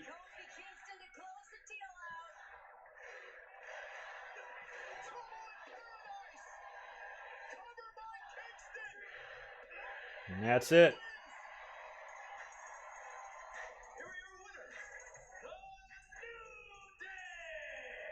Things just went from bad to worse for Baron Corbin. Corbin needs to right the ship before this Sunday, before a Universal Championship match with Seth Rollins. And most importantly, Baron Corbin needs to figure out who his special guest referee is going to be. Hell no, Mike Witt. Thanks for the super chat, though. I'm not giving those little bastards a show. My cats? Are you crazy? Although Tito's pretty freaking funny the way he's laying right now on the couch.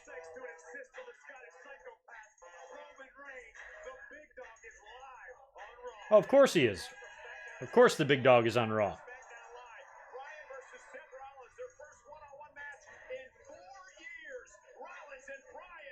Wow, Rollins and Bryan. 4 years, huh? So that better be the main event. Hell. Was Alexa gonna approach Nikki here? Hey, hi. I brought you a present. You got me another mug. No, I mean, yes, but no. The gift is inside the mug. Ooh. Little present full of presents. What kind of weird present is this? The goddess invites you to join her tonight in the ring for a women's tag team title match versus the Iconics. How did Oh, Iconics are gonna defend the belts. How about that? match in WWE? How did you manage that? Well, I knew you were upset you didn't get a title match after you beat Peyton, so I worked my magic and got us an opportunity at the Women's Tag Team Championships. Plus, after Sunday, it's time to figure out when I beat Bayley and become SmackDown Women's Champion too. So Alexa's fucking with Nikki clearly the same way she did with Nia Jax, right? Are they really gonna win the belts here? It's just more Bayley drama. You don't even worry about it because tonight is about you. She's got a title match with Bayley on Sunday. I will do everything in my power to make sure you walk out as champ. Alexa's gonna screw her over. Nikki, you can't be this stupid. Take that next time. I hope when Alexa screws over Nikki Cross in whatever way she plans on doing. Oh, we got Heyman coming up next. Whatever Alexa winds up doing to Nikki, that Nikki goes full schizo and turns into the psycho Nikki Cross that we all love and completely destroys Alexa Bliss. Goes full satanic on her. I think that would be awesome. All right, we got a commercial. I'm going to step away for 1 second. I'll be right back. Why don't you, while I'm gone, smash the like button or something? That might be fun. Before you know it, I'll be back.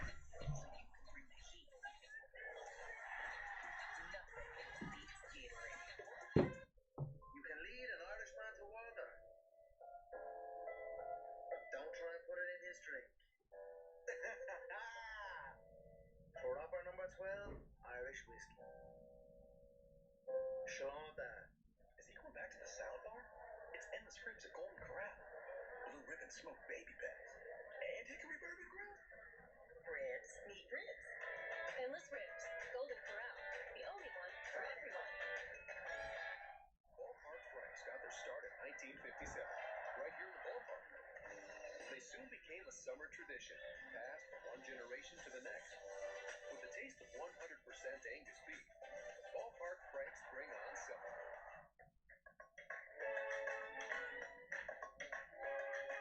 Chic Hydro Silk Trim Style. The tool you've been waiting for. The only waterproof bikini. We are back. Trims are in one. Chic Hydro Silk Trim Style. All right. See, commercial's not even over yet, and I'm back already. Gold Bond Radiance Renewal is made for visibly dry skin. Gently exfoliates, then coconut oil, shea, and cocoa butters moisturize to help prevent dry skin all day. Gold Bond Radiance Renewal. Ultimate Lotion. Ultimate Skin. With carry-out large 3-topping pizzas for $7.99, Domino's carry-out insurance has you covered. Because stuff happens. Stuff like this. Just bring it back and we'll remake it for free. All right, we are here. It's still commercial. What'd I miss?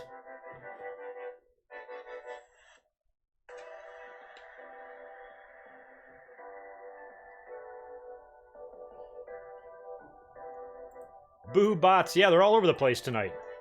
The little cockroaches. It's fine. They're annoying, but really, at the end of the day, it's all they are, right? They're just annoying. What's the big deal? I'll block them as best I can.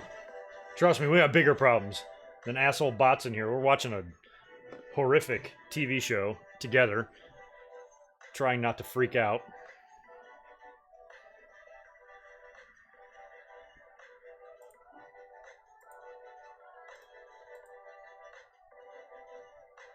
Alright, I'm getting really tired of this music.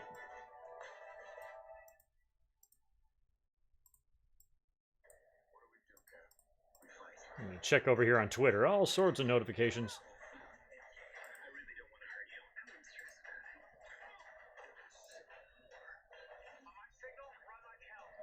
So there's some talk about a mass hack on YouTube. That's what Joe Cronin has told me on Twitter. Interesting. Weird. Thank you for that tweet, Costanza, about that. Yeah, I wasn't aware of anything. I'm never aware of anything. All right, here comes Heyman.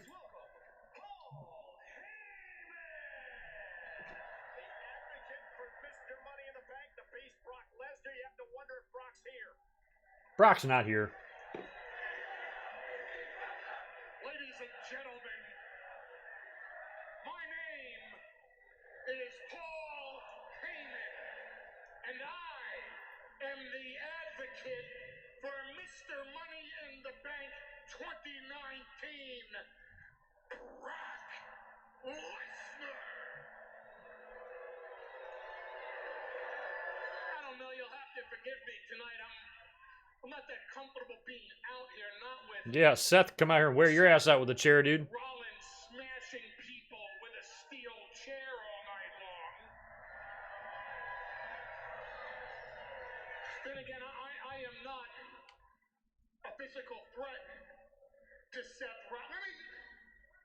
Let me make one thing very perfectly clear to Seth Rollins and everyone else. I am not going to be the special guest referee. Paul Heyman really does not want to get hit with a chair.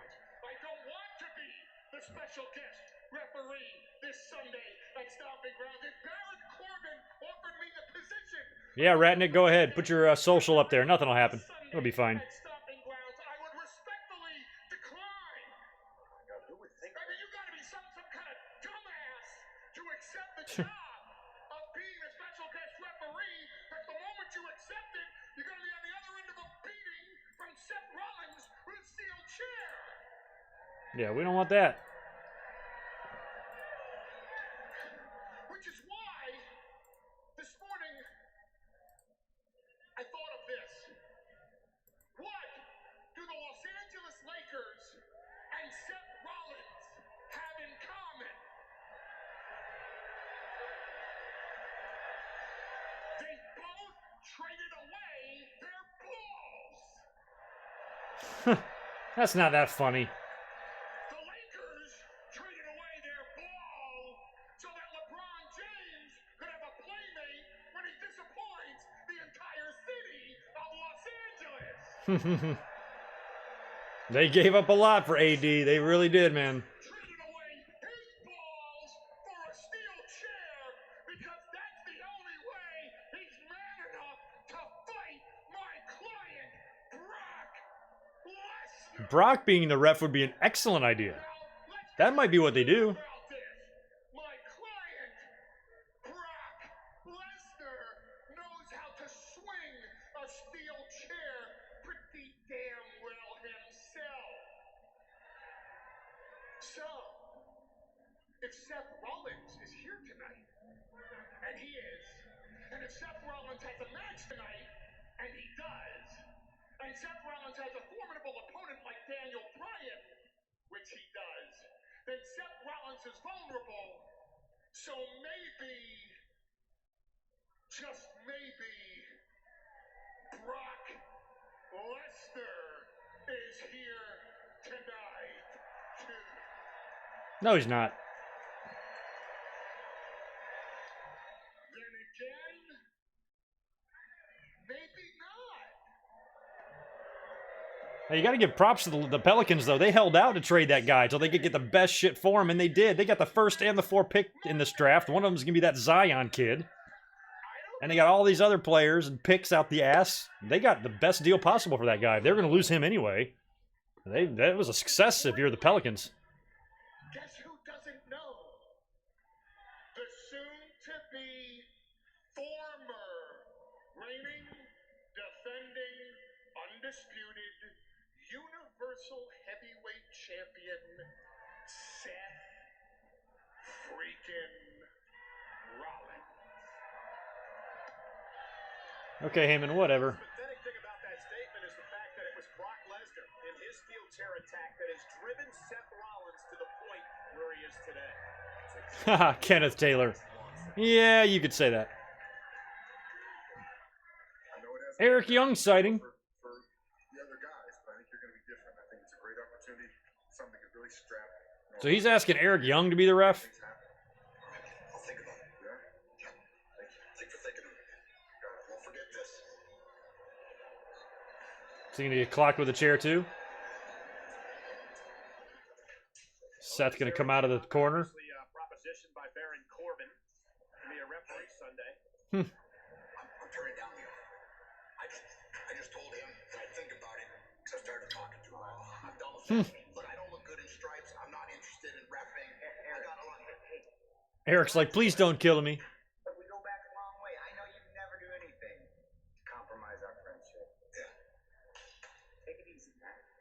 Well, Eric, yeah, just keep walking. Like, you're not going to get a chair on your back. So now if you even talk to Baron Corbin, you get your ass worn out.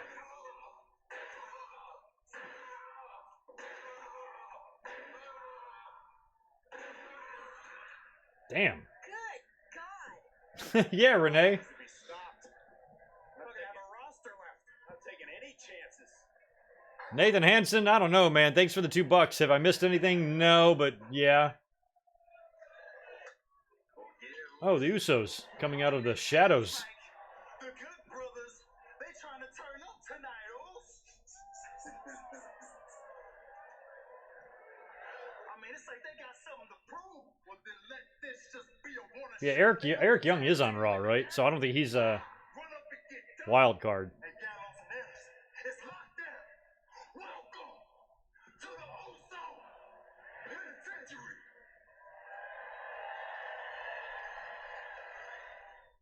Yay. Usos and the Club up next. Yeah, Alonzo Ball's very good. His dad's just a fuckface from hell. Yeah, it's a kind of a move they had to make. You got to put another like huge star, and he was the biggest piece out there.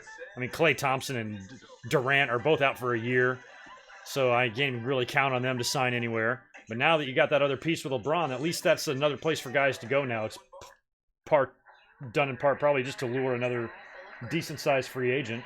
It'd be cool if somebody like Kyrie wound up in LA or something like that. They could still build around that, but they gave up a lot. But hell, I mean, with what they gave up, they were not a playoff team with that team. They didn't even make the fucking playoffs. So they're rolling the dice. They're not looking to win long term. They're looking to win now. You know, LeBron's not young, and he's got, what, a 3-year deal with them or whatever, so they got to get cracking. You can't, like, build a team and say, oh, we're going to win a championship in 5 years. No, you got to win a championship in 1 year or 2. So you got to stack it. Whatever. I'm glad I'm not a GM or an owner. Shit would stress me out.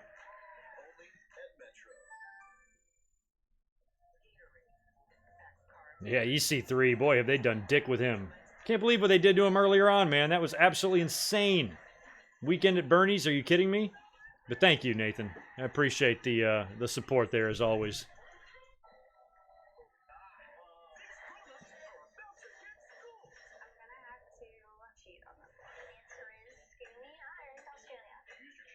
Yeah, I'm not sure about all the ins and outs, Joshua. There's probably lots of names floating around, not only coming up free agents, but also to be traded.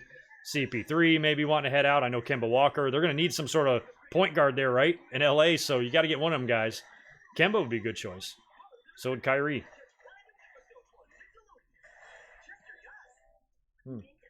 Lisa, no Stella for me tonight. I'm drinking the old school Red Stripe. I used to drink this as a kid back on the East Coast. Jamaican beer. Easy drinking. Lager. Light. Tastes very much like a Stella. Ha, Rocksmith. You're from Winston-Salem, huh? I know some friends. Couple of siblings of my best friend worked in Winston-Salem at Chris Paul's restaurant. It was called Hot Shots. It was like a sports bar or something like that. They both worked there for years and met him a few times. Mike Witt, thanks for another $5, dude. Still think the lights go out Sunday, and when they come back on, Bray's in the middle of the ring with a ref shirt on, and he cost Corbin the match. Oh, he cost Corbin the match. Is that what he would do? He'd come in as a babyface? I'd almost like... I'm not saying your idea is not going to happen.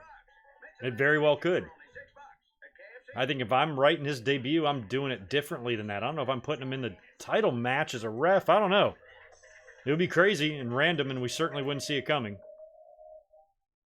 But Bray's got so much going on with his gimmick. It seems like he can kind of stand on his own for a while. He doesn't need to be involved in some weird convoluted crap. We just need to see him. I want to see what he's all about. I want to see his debut.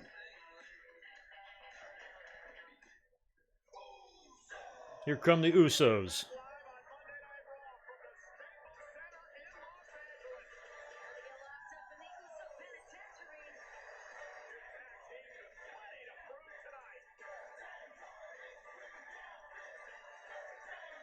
Yeah, and another point about Paul's contract, Lakers wouldn't be able to take that on, probably wouldn't be willing to either. Yeah, Kyrie heading over to Brooklyn. Yeah, guys are starting to land. I think Lakers are hoping that Davis deal would change some minds last minute or something.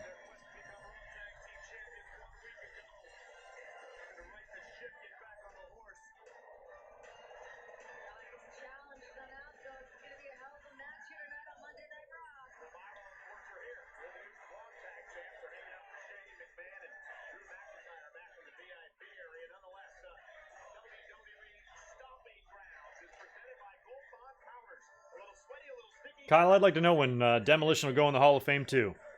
One of them or both of them. I know Edie was. I'm not sure if Darso was or not, too, but they were in that concussion lawsuit, and that's gonna cause some problems with their Hall of Fame, I think, for a while there. I don't know. But Demolition, man. Aside from the Hart Foundation, they weren't my favorite team, but they were definitely top 5. I'd probably go Hearts, Bulldogs, Demolition. I really liked the Demolition tag team.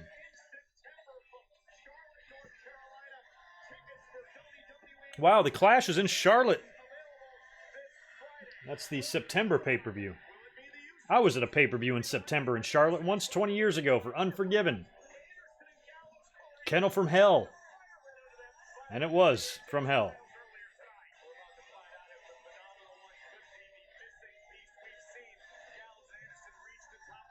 Man, this frustrates me just looking at Gallows and Anderson. I just cannot believe WWE never did shit with them. Like, they literally did nothing. The entire time they've been there. Been there nearly 3 years now. Since their debut. Nothing. Yeah. That's what Cole's saying right now.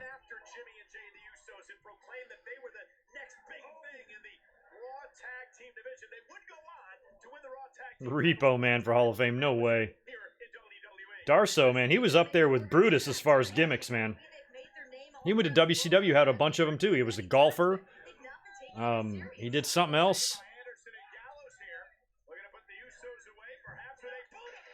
He was Crusher Khrushchev, Demolition Smash. He was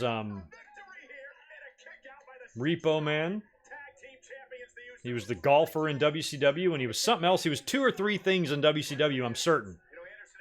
The only one I really remember is the golfer. AJ Styles in Japan a number of years ago. They were part of the club, and Anderson and Gallows would go on to become 3-time IWGP Tag Team Champions. One of the most dominant tag teams that country has ever seen. Right now, Carl Anderson looks incredibly focused. More focused than I've Still tons of noise happening outside. I don't know what's going on. They realize what an opportunity is at hand. Knocking off the Usos, who, for all intents Greg Mania, I don't know. Gallows doing a fake Kane, and Anderson doing a fake Stone Cold, maybe. With Gallows' ring gear, he looks more like Nash. He looks more like Diesel than Kane to me. Very reminiscent of Nash's outfits. Calm down on something like that. Nobody wants to be told that they're comfortable or complacent. I mean, that's got to light that fire. You can see that growing. Yeah, old Sammy. Well, that was in the NWA days. That's not the way you spell it, but yeah, he was Crusher Khrushchev in the 80s, before Demolition.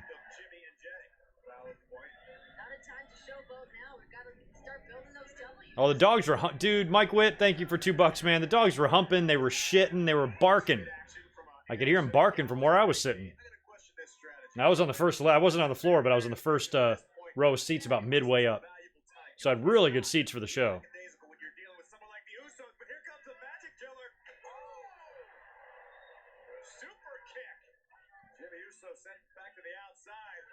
Nearly 7-footer. Mm. About to drop. Jimmy's the legal Uso and a double team. Cover. Is it enough for the Yeah, Blacktop Bully. Thank you. It's Blacktop Bully, not Blacktop Billy, but he had that match in the back of the truck with Dustin Rhodes at Uncensored. Yeah, so Blacktop Bully, the golfer, and I want to say there was even one more. Maybe I'm wrong, but I think Darso might have had one more. The Usos won, by the way.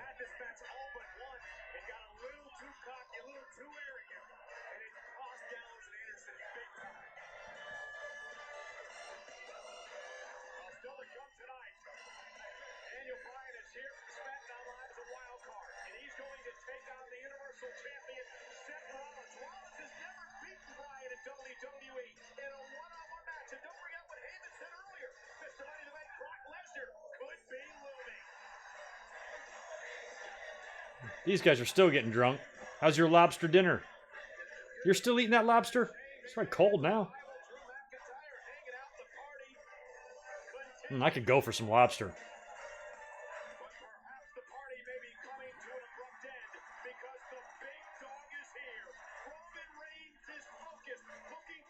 No, the Goon wasn't Darso. The Goon was Irwin. Bill Irwin. What a terrible gimmick, the Goon. Jesus. The Goon, the Stalker, T.L. Hopper. They all came in together. Freddie Joe Floyd. God, who else? Tom Brandy, Salvatore Sincere. So they brought in, they brought in Brandy. They brought in Tracy Smothers. Dirty White Boy, all sorts of guys, and gave those goofy ass like undercard gimmicks. It was such a weird time, man. They put Jim Neidhart under a mask and made him who? I'm like, who the fuck is this? Good times begin with the cool, refreshing taste of Twisted Tea Hard Iced Tea. Thank you, Gabriel, for the $2. Of course, I love Queen. Didn't see the movie actually. Haven't seen the movie yet, but I like Queen.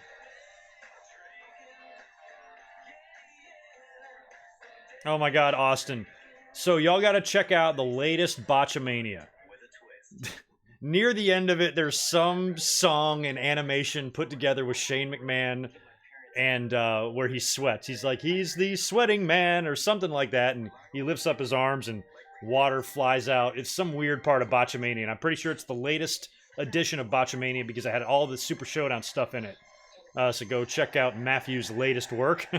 I was dying laughing in here the other night watching it. All by myself, in my house, laughing out loud. Cat's looking at me like I'm out of my mind. That guy is too much, man.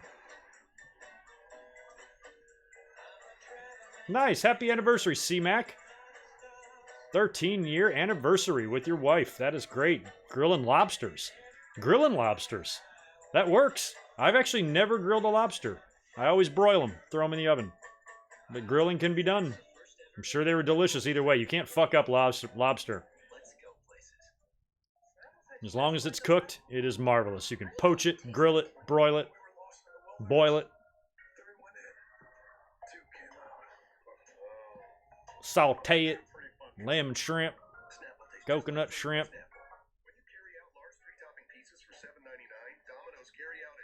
Jamie, I don't think Heenan ever mocked Who. Heenan wasn't in WWE when Who was around. Who was like 96. Heenan had been in WCW for a long time. And I don't think they would have brought his name up on Nitro. Who would have mocked Who back then in 96? So commentary in that back those days, it would have been probably Perfect or Hendrix or who was another like heelish commentator in the during that time? Maybe Cornette.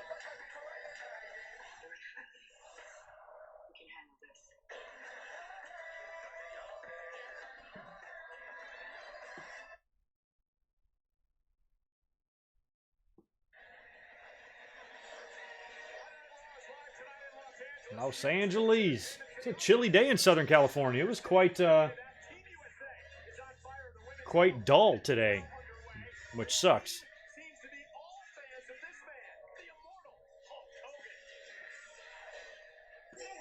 What the hell are you doing, Hogan?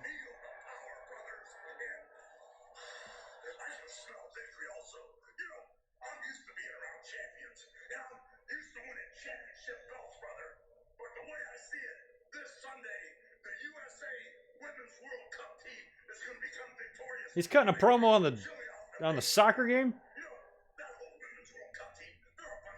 This stupid asshole, he is still in like ridiculous shape for as old as he is. He's got the baby oil on his arms. Oh, Hogan, you are too much.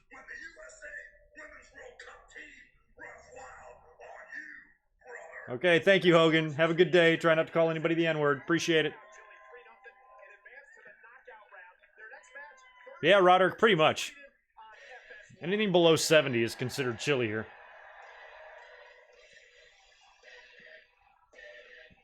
But it's just June. If I'm living on the East Coast, it's 98 degrees and humid back home right now. So I don't really like June, the month of June here in San Diego. It just makes me sad because I love summertime and I love warm weather and I love the heat.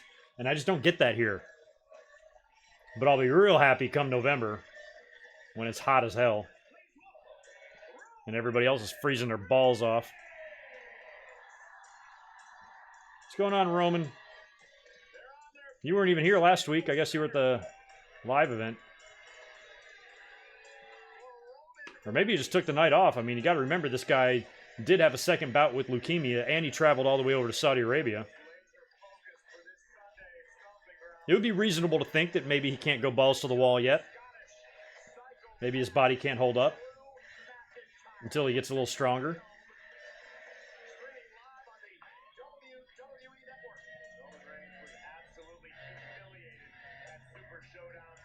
Peace out, Kenneth Taylor.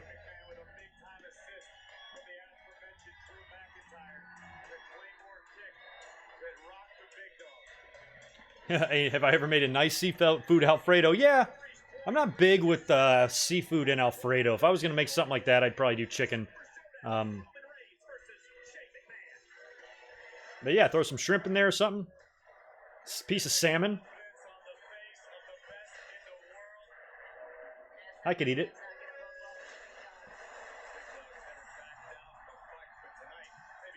I don't often eat like Alfredo sauces and stuff, but if I did, I'd use penne for the pasta. Cooking with GoodMicWork. Coming this fall on the YouTube channel.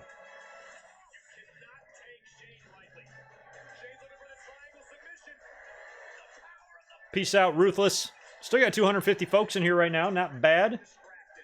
If there's anybody else that just has nothing else to do and they feel like they could take a couple of seconds to smash the like button, that would be a big help. And make sure you subscribe. We passed 27,000 on the channel tonight, which was cool.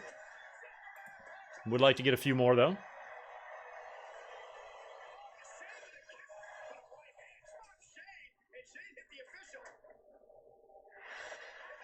More Super Showdown reviews.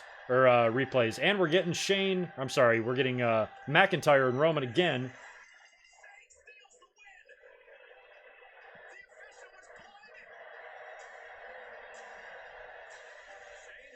With as bad as these ratings are, I'm surprised WWE's not putting the belt back on Roman.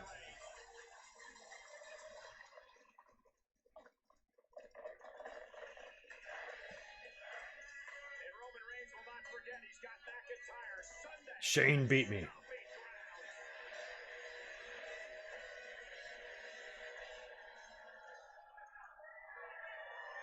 A lot of people are waiting for Bray tonight. I don't know. I'm not feeling it.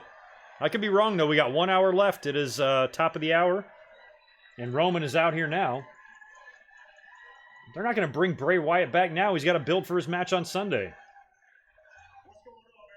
And I don't want Bray Wyatt to burst onto the scene and attack Roman first. That means he's going to lose.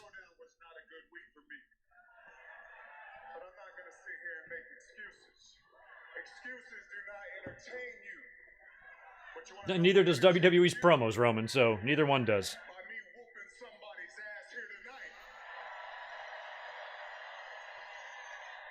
He wants to whoop somebody's ass, that's good. So Shane, I'm gonna give you the opportunity to come out here for the first time in your life. Oh yeah, Lawler's another guy, Jamie, that's right. Prove that you are a man and you can face me one-on-one right here tonight.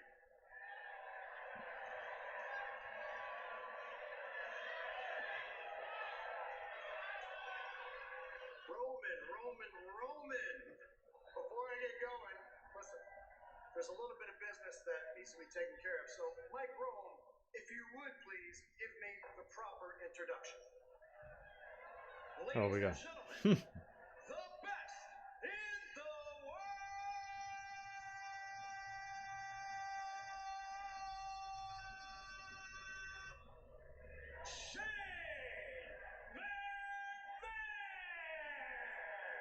Look at your sweaty ass pits, Shane, you sweaty bastard. Proper introduction. And Roman, I can understand you're frustrated, but you shouldn't be ashamed. You shouldn't be embarrassed of losing to the best in the world. Let me say that again. You shouldn't be ashamed of losing to the best in the world. And don't forget, it was hot. It was real hot. It's like 102 degrees, but it felt 150. It was hot. It was hot. Roman, you just can't take the heat. I'm just too hot. They call me Mr. Fahrenheit. But as it pertains, Roman, Shane. your offer of coming down there and facing you, well, the answer is no. I'm cool. I'm chilling out here. No, Jason, that's crazy. Roman Reigns not only will win one more world title, he will win many. He's wrestling full-time now. Nothing's holding him back, really, hindering him at all. I'm surprised he hasn't been back on top of the mountain at all. No, if you're thinking he's never going to be on top again, prepare to be disappointed. It's going to be this year, dude. It's not even going to be long. Once he's done wrapping up his next, like, 1 or 2 feuds, he'll be right in there. You watch. Especially if Shane winds up winning that belt. Who do you think's going to be the next in line to get that win back? Larry Jason? Mr. Roman. Until it becomes very, very uncomfortable. And then I might consider pinning you. That'd be nice of you, Drew. Your night ends when I physically disfigure you. I want you to go home to your children, and I want them to scream at the mere sight of their beloved father. Oh, Roman's just going to go back there and get him. Good. That's pretty funny he's doing that while Drew's just talking. These morons have no clue. Roman's like, I want one of them lobster tails before they eat them all.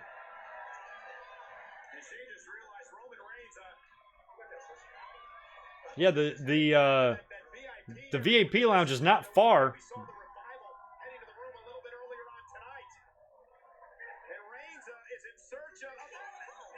There they are.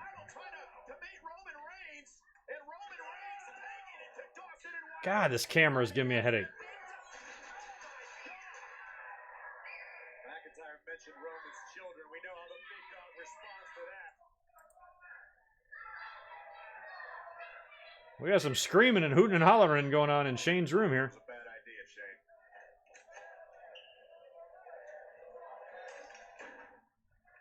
Shane. Oh, they're still in there.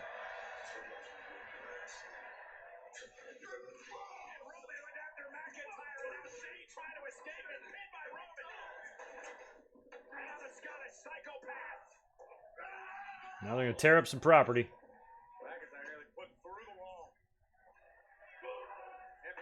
Damn, he picked up Drew hard. Jeez, bumped through the table. Trying to escape the brutality. Now he's going after Shane. Crawl away, run away from Reigns. And now the chase is on. They Well, like Shane and Roman are chasing after that 24/7 belt. Reigns in pursuit.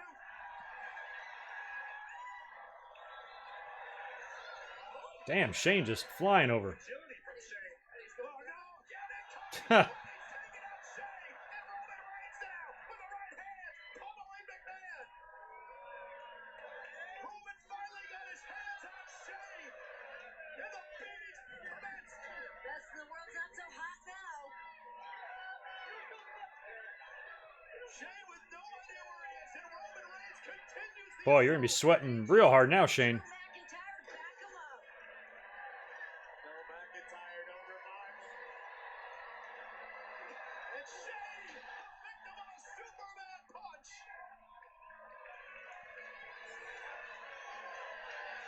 Down goes McMahon. Told you Roman Reigns. Is that it? Heard enough, he's seen enough. Talk about a man's family. This is what you get, Shane. Shane wasn't talking about Roman's family. Drew McIntyre was. Nonetheless, guilty by paying for it. association. Spear time to Shane. Poor Shane. Struggling back to his feet. A spear by Roman.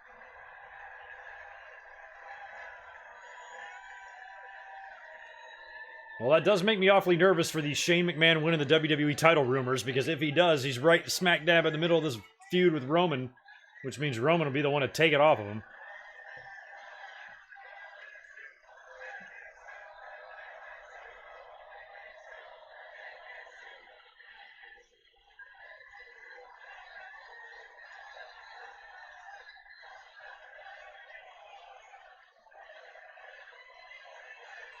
Crawl to the back and tell Drew I'm gonna whoop his ass on Sunday. You can tell him yourself. You were just there, dude. Pretty clear message. Ordered to be I got to do my predictions this week. I mean, I'm guessing Roman is going to win this match against Drew, but I don't want him to because he already beat Drew at WrestleMania. I'd rather just not have the match. McIntyre in his sights. Tonight he wiped out Shane Sunday at Stomping Grounds. Where it's He'd beat the shit out of Shane. Shane's got a little blood on his cheek. on the WWE Network. Roman Reigns sets his sights on Shane's buddy, the Scottish psychopath, Drew McIntyre. Right, McIntyre was driven through a table. It could be worse this Sunday. Roman Reigns with his sights set on McIntyre. Well, ladies and gentlemen, coming up next, the Iconics, who claim to be fighting champions, will have to put the title. We got a title match up next. Bliss and Nikki Cross. I don't think they're going to win the belts here. I think Alexa's going to do something to Nikki or something. The longest reigning women's tag team champions in history. An iconic title defense is live next on Raw. When I was SmackDown Women's Champion, the title meant something. Alexa is such an asshole. Your next SmackDown Women's Champion. A lot has changed since the last time we've seen each other. Alexa Bliss is feeling a bit more confident, a more driven, a more aggressive tonight. Bliss challenges Bayley for the SmackDown. Yeah, I'm not a huge fan of the Iconics. I find them unbelievably annoying, especially that Billy Kay. That voice of hers, man.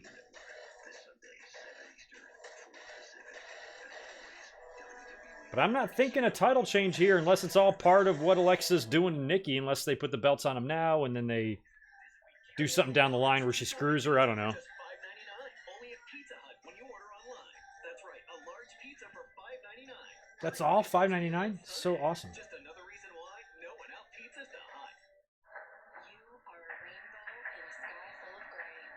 A happy pour in a watered down world. Taste that candy. Yeah, I just worry that they're missing the boat on Drew. Like, I'd rather just not have Drew McIntyre involved in a match with Roman Reigns at all. I'd rather have him doing other things. Why can't they put him in the ring at Stomping Grounds with, like, a mid-level opponent and have him beat him? Give him some fucking wins, man. Hold my pouch. Turn him babyface. Have him beat Samoa Joe and give him the U.S. title. I don't know, anything, you know? Put him in the ring with Kevin Owens and have him beat him. You know, let other people you know, let other people be what he is being to Roman Reigns. You know, just a big quality opponent for Roman to beat. Put Drew in that position. Give him a quality opponent for somebody to beat. Of equal or lesser value to get him going, you know, instead of put him in there with Roman again, where if he does win, it's going to be with help with Shane McMahon, which is fine. I don't care. As long as he doesn't lose, I don't care what they do. But he's certainly not going to get any sort of a clean win over Roman. It's going to take interference from Shane to get the win. And then if not, that just means he's lost 2 pay-per-view matches now to Roman. When I think the guy has just got the look and everything to be, like, champion. And they need another big star. They dropped the ball with Strowman. Why don't you try somebody else? McIntyre looks pretty good. But yet, they hesitate. Like a awkward 13-year-old kid at his first dance. They just will not pull the trigger on anybody. They ain't got no guts, no balls. No machismo, no nothing in that company. Right?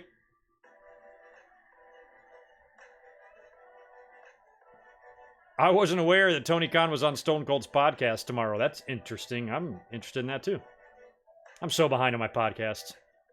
So behind. I got about 100 of them to listen to.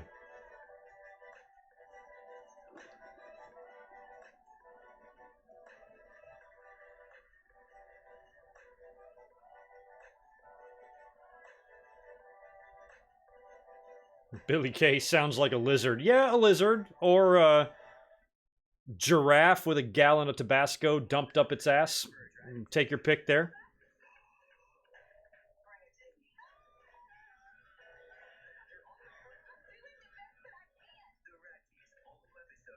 The Radkeys looks dumber than Chris Lee's knows best.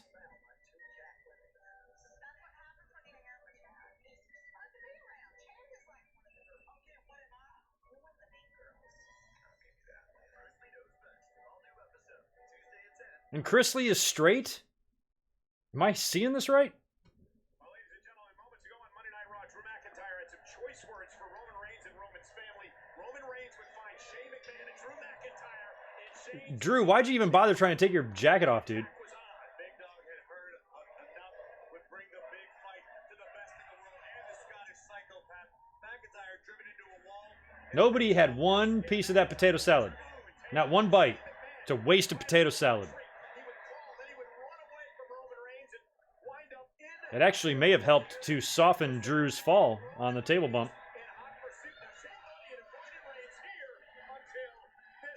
I've watched a good portion of the Vice docs. Screwjob, Macho and Liz, and 1 or 2 others. I haven't seen the latest one. Brody I saw. What was the other one I saw? Gino Hernandez, maybe? We've got Bailey, Natalia, and Naomi hanging out for some reason. You know, what's your response to all the accusations being made about you right now? What are you talking about? Charlie, where's your microphone, girl? A post on social media that says you refuse to take a Aren't you picture supposed to have a with microphone? because she was wearing a Nikki Cross t-shirt. Okay. This has Alexa Bliss written all over it, and it's getting really annoying, so... Yeah, guys, I'm gonna go shut her up, okay? See ya. Do you think she'd actually not take a picture with a fan? No way. Oh my god, are you serious? They brought the phone. What do you think about this? And you said this or whatever. Oh my god. That's some hot, steaming garbage. Alright, here comes Peyton and her annoying friend.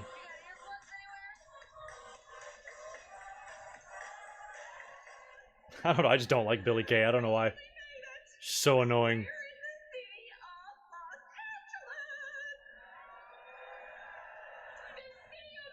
If I was like related to her, I'd change my name. Home of stars and A-listers, which makes perfect sense for us to defend our WWE Women's Tag Team Championship against none other than Alexa Bliss and Nikki Cross. Seriously, were there no other tag teams available? No, I mean, I have to give it to them. Alexa was a champion, but now she's tag reminds me of LeBron James and the Lakers. How? Oh yeah, let's talk more shit about the Lakers and James was a champion, in LA. and then he teamed with the Lakers, and we all know how that turned out. Okay, you two Australian women don't know anything about basketball, but you're not wrong either, so I'm not arguing with you. Not make it to the playoffs. Not even close, mate. It looks like the only two around here with bright futures Billy Kay is a nice lady. Hey, nice lady. around them. That's funny. Because we are the future, and the future is. I don't care about LeBron getting trashed because that's what every show does. You always shit on the hometown team, but you usually don't do it like a couple of times. You just do it once. It's just not very original. But no, you got to do that. You got to go out there and shit on the Lakers. Of course you do. They had a terrible year. Crap all over them. They deserve it. But when you do it more than once, it's just not as creative, you know? Oh, we got a heel team coming out there with a microphone. Yep, shit on the team.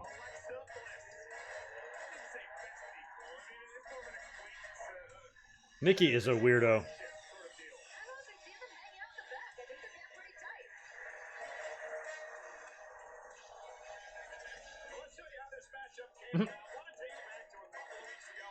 Nikki, we're positive Nikki is not a crackhead, right? Like that's been confirmed?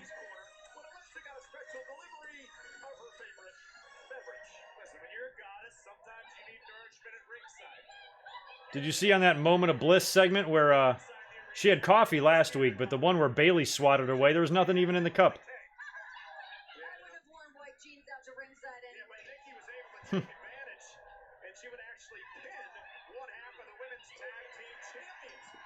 As Nikki celebrated, Alexa was still upset that she had been humiliated and would take out that frustration on Billy Kay. I like how they say you're not supposed to wear white jeans after Labor Day, but isn't every day after Labor Day? Like technically, isn't today after Labor Day? Labor Day was all the way last year. So shouldn't it be like it's never okay to wear white jeans? Weird rules. It's like the Gremlins. You can't feed them after midnight. What if you feed them at 9 a.m.? It's still after midnight. These are the questions I ponder to myself when I'm watching shitty Raws. The following contest scheduled for one fall is for the WWE Women's Tag Team Championship. Introducing first, the challengers, the team of Nikki Cross and Alexa Bliss. maybe Nikki Cross huffs paint. They are the WWE Women's Tag Team. Do you ever hear about the prisoners that like shit in bags and then they let it like marinate and then they huff it? I know it makes me about to gag right now, but it gets them high or something. I'm obsessed with prison shows. I'm like, that is foul. My God. I just not get high. Oh, here comes Bailey. She's a hugger, in case you didn't know. It's written right there on her Titantron.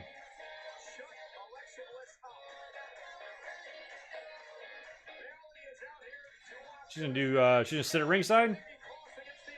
We're going commercial, aren't we? Yeah, we are. The fans, she had zero reaction at all from the audience. Make things happen. We don't know anything about politics. Maybe not, but I do know about power. You can't hide women like me, Mr. What is bad mic work? Billy Kay. We're angry. You're acting like a woman who has nothing to lose. I have nothing to lose. You're overreacting. I've been underestimated my entire life. It's different for women, and you know that. I'm passionate about the things that are important. I'm not going to let anyone shut me up. What if a dog got bit by a werewolf? I don't know. Great question. Sacrifices. I gave up my home. If you buy some powdered water, what do you add to it? These are really, really interesting questions, you know? Sell your soul, didn't you? This isn't gonna work. Come on, baby. This is our first fight. Don't be like that. You want to set an example? Take a seat at the table. These USA shows. I've been watching the USA Network, I swear, since like 1983. I remember like 83 was the year we got cable. We got this weird ass cable box. I was just a kid. And it was like the big deal. It was like the talk of the neighborhood. This cable TV, everybody's talking about it. It was just a weird setup. And I think that was the first time I saw the USA Network. Okay, that is good to know because Reggie is very opinionated. I'm sure he is. Miller Lite is brewed for great taste with only 96 calories and 0 grams of sugar. So when one's done, it's the perfect time to start another.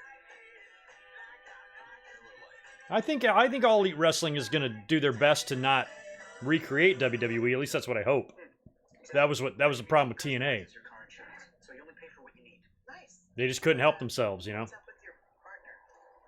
I would like to think AEW's got a little bit too much money behind them to fuck around, you know. Like, they got to do shit right and make good decisions, and I hope they do.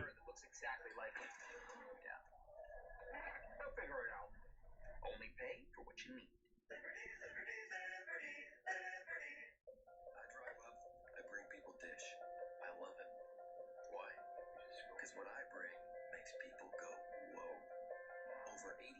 Yeah, I remember the advent of cable TV, man. It was in my house very early on and how different it got. I remember years later when you got in like the late 80s and early 90s, you would have like the preview channel. It would give you that long, slow crawl of all the channels and what was coming on. I remember thinking that was such a huge convenience. I'm like, wow, so great. I get to see what's coming on. Now it would be a pain in the ass to have to sit and watch that damn thing. Now you got DVR and streaming and everything else. Like, I remember back then thinking that was a high-tech achievement. Wow, you can see what's coming on. It's like a digitalized TV guide on your TV, because back then they were still selling TV guides.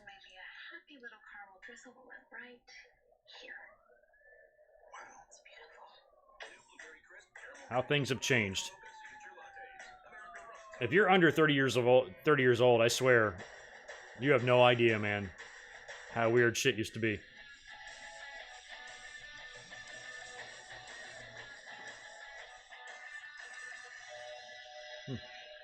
I pirated cable once in my younger days, in my roommate days. I was probably like 22, 23. I lived with 2 other guys, and they were, you know, they were pretty unreliable, like getting bills paid and stuff. And I remember for a short time we didn't have cable in the house, and so I did it. I went on the outside of the apartment complex. I opened up the panel. I was like, well, the cable hookups have got to be here somewhere. I opened up the cable and I spliced into the neighbor's cable. I had a coax and a splitter, and I just split his off and ran it into our unit. And we had like 4 months of free cable. Never got caught. It wasn't like you couldn't do things like order pay-per-view and stuff. You just got the channels, you know. I spliced into that. So please don't call the cops. I think the statute of limitations is over on that. I can't get in trouble anymore.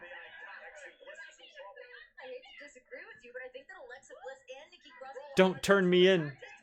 I'm going to be doing the live streams from prison. I stole cable when I was 23. You know, the match is on, but if you're just tuning in, there's actually a tag team title match right now for the women's tags. Iconics against Nikki Cross and Alexa Bliss. Bayley is outside scoping things out with Alexa's title shot coming up on Sunday. I don't see her and Nikki taking these belts here. Alexa is clearly using Nikki or fucking with her or something, and that's going to lead to an implosion. Wouldn't be surprised if Nikki Cross accidentally costs Alexa the title in the match against Bayley this Sunday, leading to Alexa becoming very cruel and abusing Nikki and shit like that. Kind of feels like they're going to go in that direction. Maybe just a recreation of what they did with Nia Jax and Alexa. Same thing. Just minus the fat shaming. Thank you, The Rob, for the super chat. Christopher Daniels. Bill to his pay-per-view match better while talking to his dog for 2 minutes. Being the Elite than anything I saw on the sad Go Home Raw. I am not disagreeing with that. Those Being the Elite shows or segments are one of the only things wrestling fans have to look forward to these days. But they're always fun. You see, there's ones with all sorts of WWE guys. Sami Zayn did a cameo in one, and AJ Styles, and And some of that's pretty crazy.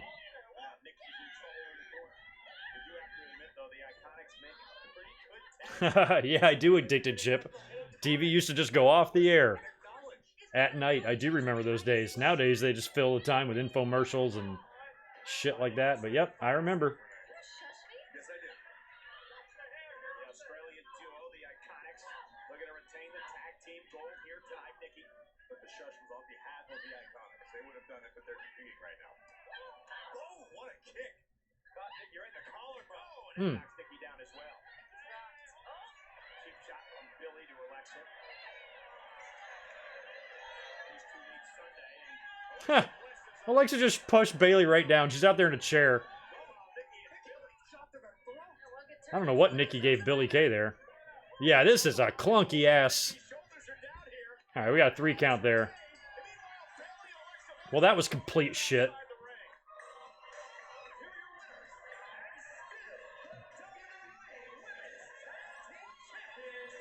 Well, not a good day for Alexa Bliss.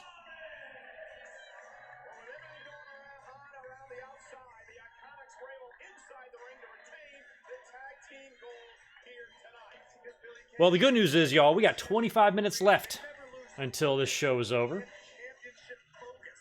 And speaking of championships, this coming Sunday at WWE Stomping Grounds, streaming live on the WWE Network, Bayley will defend the SmackDown Women's Championship against Alexa Bliss. Alexa, of course, taking advantage of the wild card rule of owner of SmackDown winning a triple threat a couple of weeks ago. We invite you to go to WWENetwork.com right now, if you haven't done so already, to sign up for WWE Stomping Grounds. Because No, we're signing up for the network. We're not signing up for Stomping Grounds, Michael Cole, you moron. huge matchups we have coming your way from the Tacoma Dome on Sunday. Oh, the matches aren't that huge, Michael. Chill out. Referee of his choosing as he challenges the Universal Champion Seth Rollins. Rollins, Corbin for the Universal title at Stomping Grounds. We've seen just how mad the big dog is whenever he has that super showdown. He gets a bit of redemption squaring up against the Scottish psychopath, Drew McIntyre, one-on-one. Oh my God.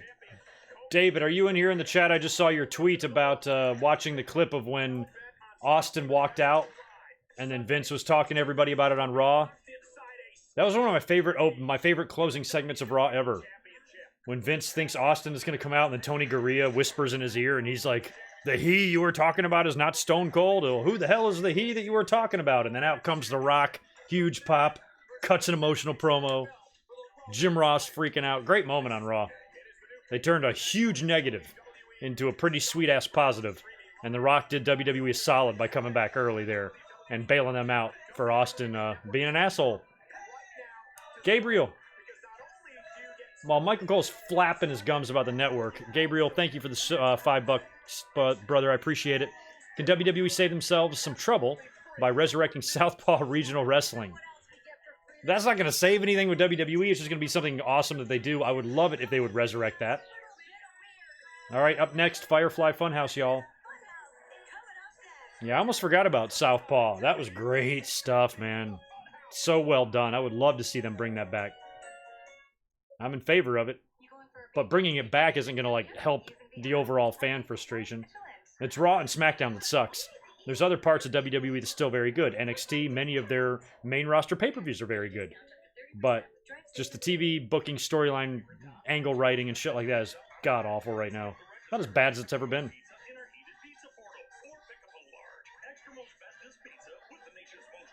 See, I hate pizza. I don't like it. But, man, a pizza covered in pepperoni looks fucking delicious to me. I don't know why I don't like it.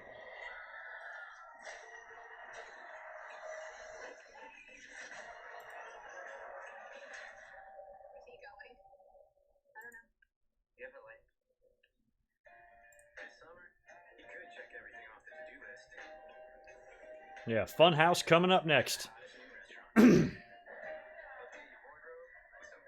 Yeah, I'll be up here, by the way, this Sunday. I am not sure yet. I gotta look at my schedule. I do not know when I'm going to be up here for predictions. I don't usually like to do those too late in the week, so I'm going to shoot for Thursday, but it actually might have to be Friday, just based on what I got going on this week. It might be a Friday thing. Actually, Friday might be better because it'll give me a chance to get the new camera. Maybe I can try out the new camera for the Friday stream. I think I'm going to go Friday on the predictions. Yeah, Friday for sure. So it'll be Friday afternoon. I'm probably going to shoot for 6 p.m. Eastern time. I'll do it at 3 local time. And we'll bust out predictions. We'll talk for an hour. So yeah, let's plan on that this coming Friday, 3 p.m. Pacific, 6 Eastern. Right here on the YouTube. We'll bust out the Stomping Grounds predictions. I won't talk for very long, an hour max. And then I'll be up here on Sunday reacting to the show. The only waterproof bikini trimmer and hydrating razor in one. Chic Hydro Silk Trim Style. Free to your skin.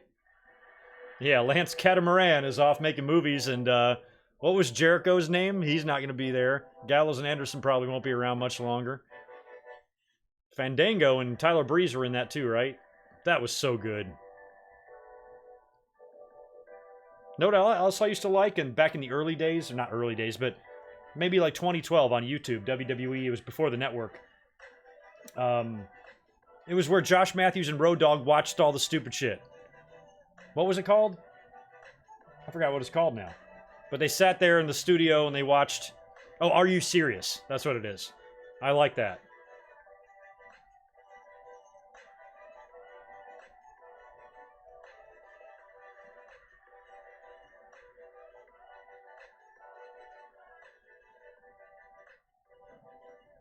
Damn, Dan Price. No, I never want to eat pizza again. I'm not trying to eat any 7th graders' faces. Not today.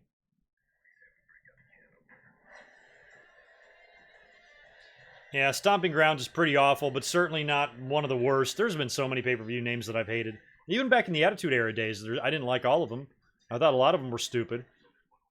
Nothing has been worse than Great Balls of Fire from 2 years ago. That's been the worst.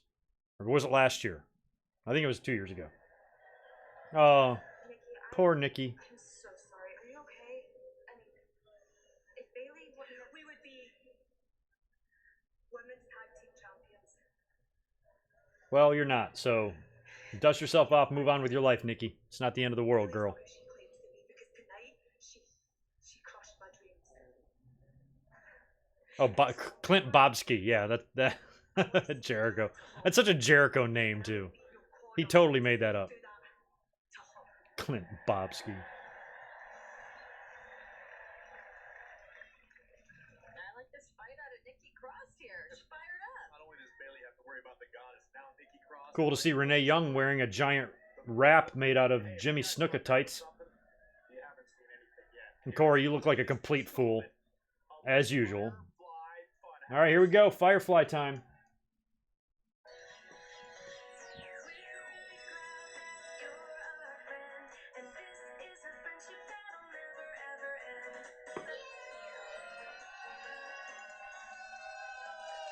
Hey there. As you can see, I'm gardening. Yeah, you're gardening, alright. Our minds, they're just like gardens. And all yours needs is a little bit of water, a little bit of sunshine, and it'll make your ideas grow. Some ideas are full of worms. And that's Ooh. no good. People throughout your life will always lie to you.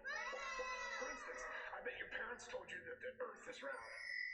But have they actually traveled around the whole world? I don't think so. Yeah, just ask AJ Styles about this flat Earth we live on. What do they know, right? Me, I know what it feels like to not belong. I know what it feels like to be different. And that's why I built this place for us. So we can all be together.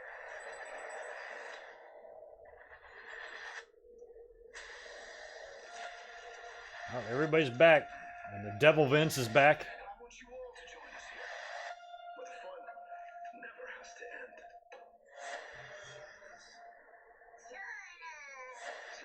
Join us.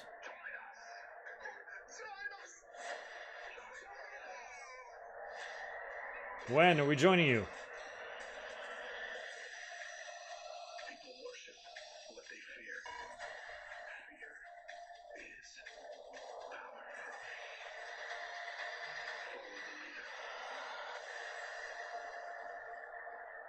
Okay.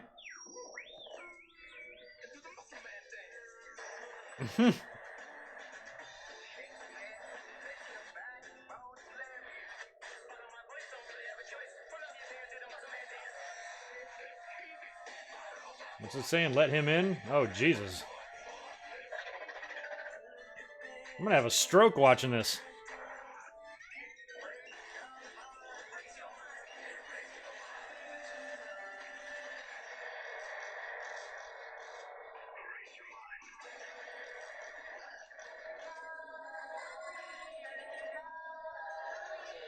I'm very, very scared right now.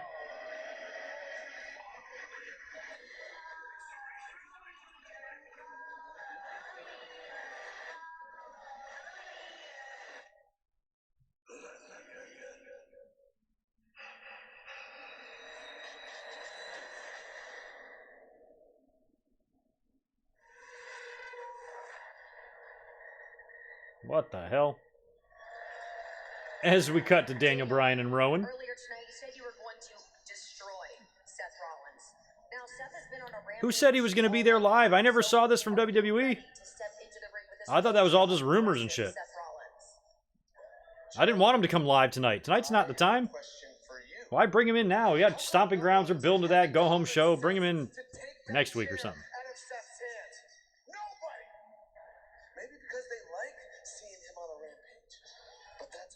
Thank you, Jay, for the super chat. Yeah. Actually, I wouldn't want MJF in WWE, because then he'd be scripted. Part of his brilliance is how damn funny the guy is. He's stupidly entertaining for as young as he is. What a little shithead.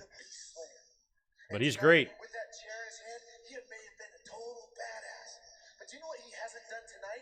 Hasn't done ever, and hasn't ever done, will never do, as he has never beaten Daniel Bryan.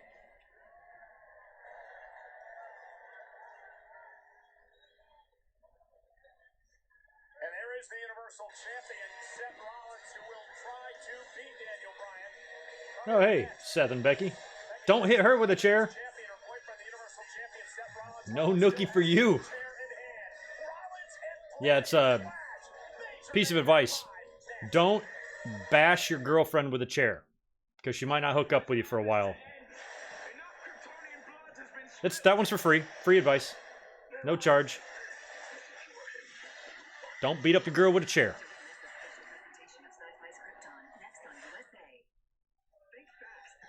Yes, I do, Chris Sanchez. I think Bray will have new theme music. I think. Feel like he has to. Who knows? Yeah, MJF would wind up ending up like EC3, but at the same time, as great as MJF is, he's not ready. You know, he's still very young and yes, he's good on the mic and showing great promise and everything, but I don't know if he's ready for WWE stage. The dude's got like 12,000 followers on Twitter. He's not even like a huge star. He's got to work a little bit. And he'll be great. I think he's only going to get better. And I think the more you keep him away from a micromanaged environment like WWE, the better for the development of him. His growth will be stunted over there. So I think he's 5 years away from WWE. You know, he should really try to make a name for himself where he is. He could be the Rock of the Indies, you know, if he plays his cards right. The dude is phenomenal.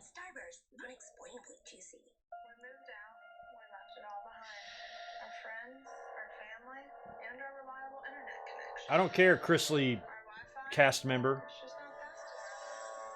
Before, I could get Wi-Fi in the pool. Now, just the flow's there. I can't live like this. Make sure to use Daddy's Xfinity X5 next time we visit. Xfinity X5 gives you the speed, coverage, and Yeah, I don't know why WWE keeps insisting on bringing this up. Like, yeah, great, they're dating. There's a lot of couples in WWE. There always have been. Ever since the more women started being incorporated into the locker room, relationships have developed. It's constant. Dates back to the very beginning of all this shit. So I don't know why they're making such a big deal about this unless they intend on making it into some sort of a storyline in the future where the two of them do a mixed tag. That's why I think they're both going to retain on Sunday. I don't think WWE is going to take the belt off either one of these guys on a pay-per-view as shitty as Stomping Grounds. So I think at some point you're going to see Seth and Becky in the ring with their belts taking on somebody or something. Or one of them's going to get beat up and the other one's going to make the save. Something like that. They wouldn't go through this trouble if it didn't mean something.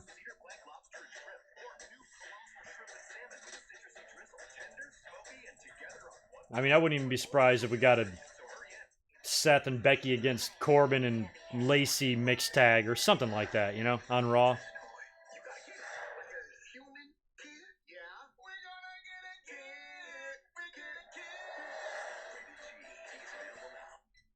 Chris Lee does. He does have the alien from American Dad's voice, doesn't he? That alien's funny, too. Roger, right?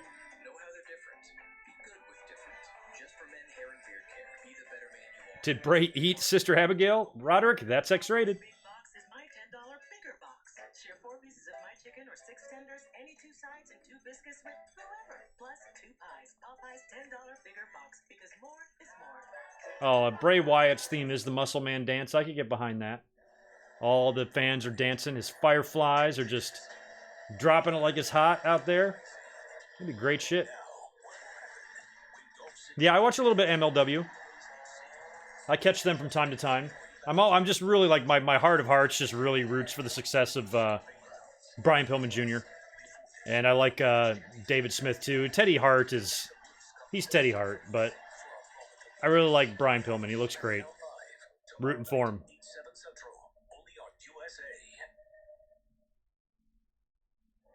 a wild card from SmackDown.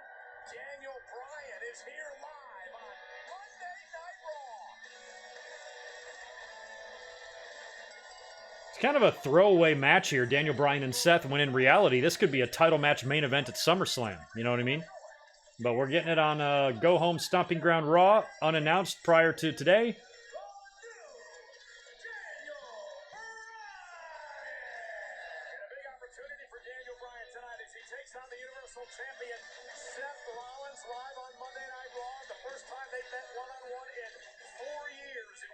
How long do y'all think? What's your guess on when Daniel Bryan will return to babyface status? Like eventually he's got to come down and do the yes thing again, right?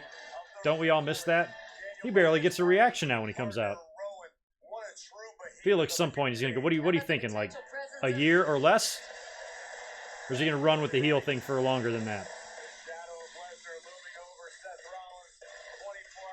Do you think Daniel Bryan will be a babyface by the time we get to this year or this next Royal Rumble, which will be about 7 months from now? 6 months from now?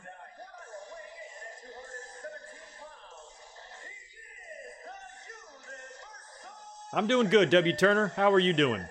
Thanks for everybody hanging out tonight. Smash that like button. It'd be cool if y'all could get me up to 200 likes before we sign off here. We're almost there.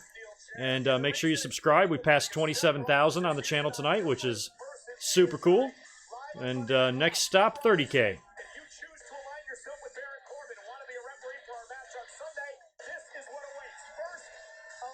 Yeah, we still haven't had the referee picked out yet, right? I mean, Brock would be a pretty good idea.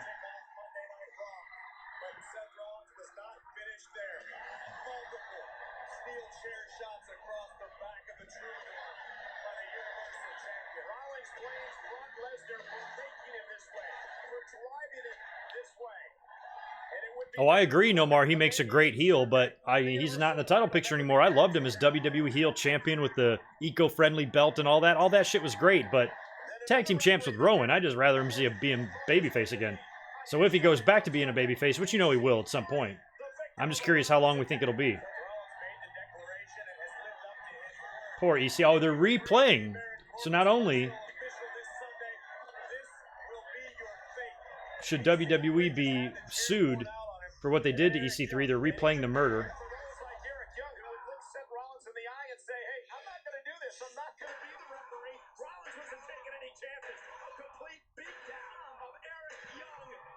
This is just nasty. I understand Seth Rollins is crazy, but that was a lot. Paranoia runs deep in the Universal Champion with good reason.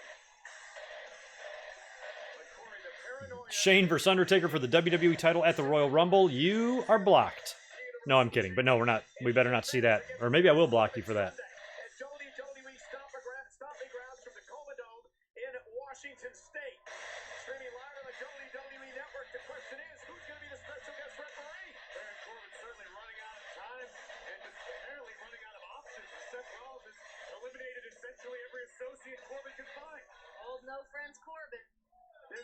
No friends, Corbin. Just like grade school, I'm sure. This matchup against Daniel Bryan, not only a reigning SmackDown Tag Team Champion, a 5-time WWE Champion. Daniel Bryan has been to the top of the mountain multiple occasions. Yeah, and not to mention the big behemoth, the Redwood, Rowan outside the ring. We all know Seth Rollins is a fighting champion. Of course, he wants to test himself against Daniel Bryan. He wants to get that victory over him. That means the world to him. You're right. Seth Rollins has historically excelled when his back is against the wall, which is certainly the case tonight. But Daniel Bryan is a competitor so dangerous, so capable of inflicting. I mean, overall, I got to say this is a pretty shit Raw for a go-home show, you know? 100% come Sunday. Here comes Bryan. Oh, and Rollins caught him. And the Universal Champion Rollins going to launch himself off the top rope. There's a flying clothesline, and Bryan taken out, going to take a breather. Seth trying to keep the momentum rolling here. Not going to find solace on the outside. There's the dive, driving Bryan into the barricade. And Seth Rollins perhaps going to do it one more time, and this time caught by Rowan. Rowan. It kind of sucks that I'm not caring more about a Seth. Oh, and that's a DQ already? What the F? No way. We're not even going to get the Seth and Daniel Bryan match. It's going to end like that. Is this going to be a tag? God, we got a lot of time left in the show for some sort of a beatdown to happen like this. So what does this mean? Now, Daniel Bryan with a running knee is taken out. Oh, the New Day's coming out. Oh, this is going to lead to an impromptu deal. New Day's going to wrestle twice tonight. Crowd didn't even cheer at all when they ran down. Crowd's not reacting to any of these guys running in. We got Owen, Sammy, Revival, New Day.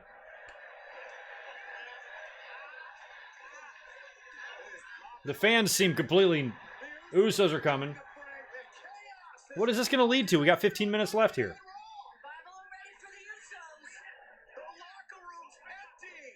There's no other matches announced, right?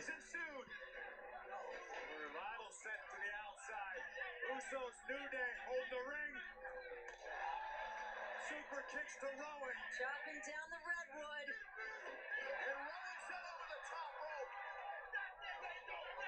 Redwood. So we got the Usos and the New Day all in the ring together now.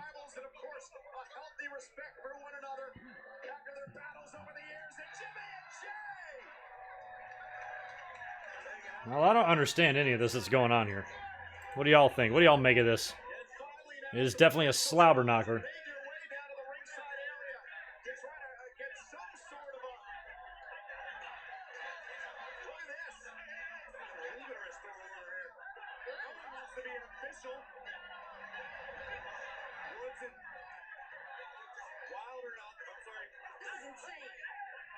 Oh, Seth and Daniel are back in the ring now. Are they going to continue the match?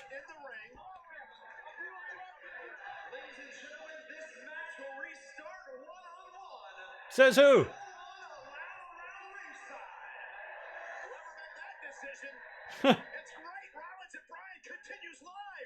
The announcer just made that decision. They cut out the middleman. No authority, no referee even going over to tell him to do that. They just miraculously came out of thin air. You know what that reminds me of, sort of? It's kind of a weird reference. But back in the day of WCW on Nitro and stuff, if you remember, whenever there would be a finish, you know, like when a referee calls, like, hits the 3 count, they point to the timekeeper to ring the bell. In WCW, they point to the hard cam, which I just thought was the weirdest fucking thing. Unless the bell ringer's back there somewhere.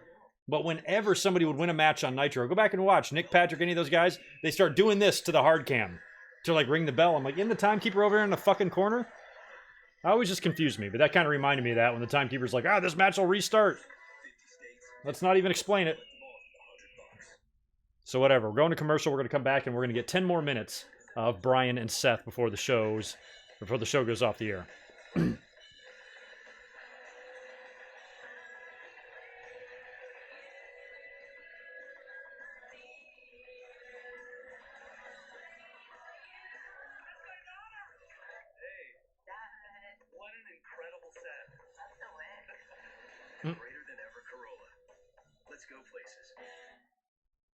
Yeah, what was the point? Yeah, who said that? They restarted the match, but what was the point of that whole brawl? Just to bring all those guys out there? The fans did nothing. Like, you need something else to bring up a level of a Daniel Bryan and Seth Rollins match. That shit should be able to stand on its own. Perfectly fine. So they brought all those guys out there to have a stupid-ass brawl, only for the referee to restart the match. Why do the stupid-ass brawl? I don't know, y'all.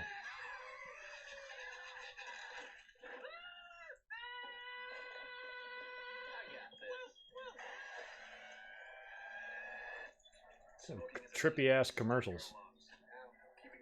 Lungs with eyeballs on them. Reminds me of them creepy-ass Quiznos subs animals. Quiznos subs because we love them. Or you know the commercial from back in the day? Jacked out looking critters.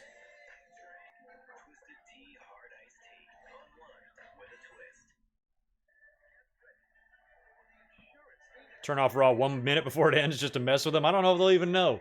I don't know if ratings are reported on the minute. I know they're on every quarter hour, but I don't know about minute.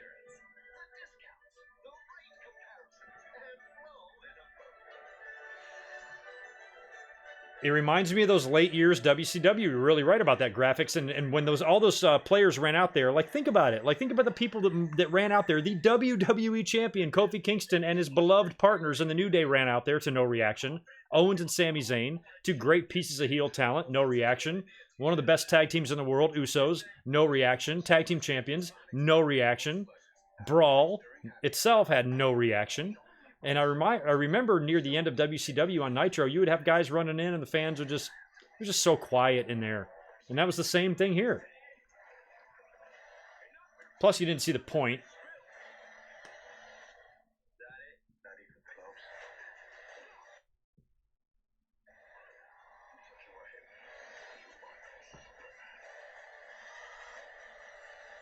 I would love to see R-Truth again. Looks like he escaped another week here with his belt. All right, the match is continuing, and we got exactly 10 minutes left in this show. I am ready for it to be over. I got some dinner to make.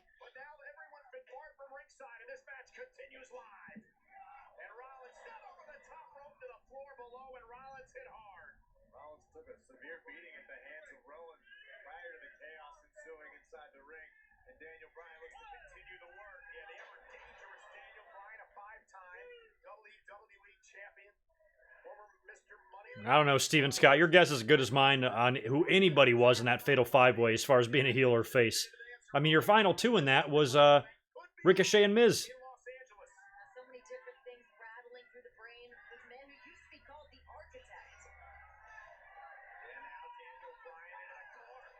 Well, I'm definitely glad I didn't make the trip up to Staples for this Raw. It does not look like it was a very fun one to be at live. Now, Vontae, tonight was a pretty lackluster go-home Raw, to be honest. We still don't have a referee announced. We got the main event here with Bryan and Seth, which on paper is absolutely beautiful. But in a meaningless Raw here, I don't know. It's about time you crept out. I've made it the whole stream without a cat bothering me, and here comes old Bub. He has arrived. With 9 minutes left.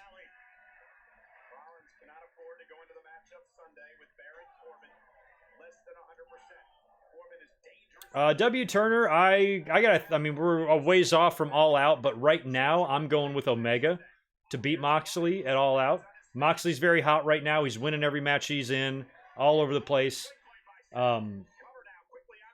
United States champion, shit like that. But Omega lost to Jericho at Double or Nothing, is their top signee, their top free agent, the cornerstone of the entire roster there. Going to drop their first two pay-per-view matches.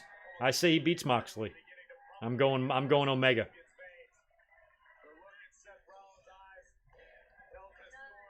Which is fine. Moxley doesn't need to go undefeated or anything. That's stupid.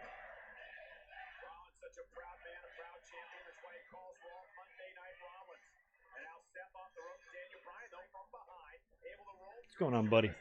Rubbing on my feet?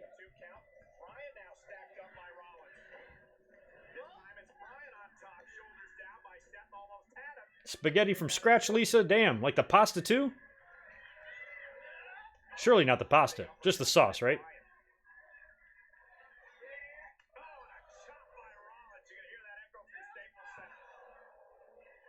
Yeah, we can hear it echo through Staples Center because nobody's in there, Michael Cole. The whole top half's blocked off. Rights by both competitors.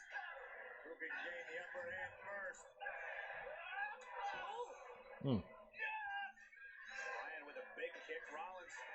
Nice catch on Bryan with the ankle lock, or the yes lock, or ankle lock. In the center of the ring, Seth Rollins is in trouble. Yeah, Rollins. Nowhere to go. Trying to make it to the bottom rope to force a break. Rollins in agony, screaming. How is the proper way to put on the ankle lock? Do you take the outside leg and twist the ankle off, or you twist the ankle towards the inside? I don't know.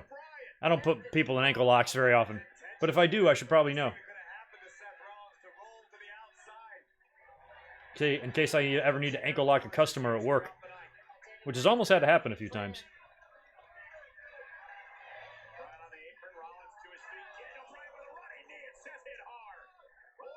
Oh, you got Moxley making it to the end of the G1 to lose to Ospreay? That's pretty cool.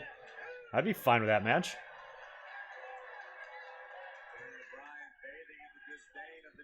You think Will Ospreay will ever make his way over in WWE and have a rematch with his old Ricochet pal? We've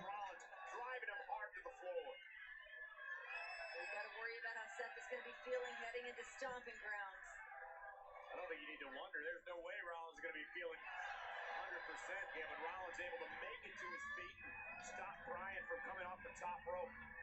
Critical moment in this match for the Architect, the Beast Slayer, the Universal Champion Seth Rollins. And don't forget, the more grueling this is, the more Seth Rollins is tested. The specter of Brock Lesnar is still looming. Mr. Money in the Bank could be here. He's not here, Corey Graves. And we got 5 minutes left of this broadcast. Or this telecast, as Tony Schiavone would say.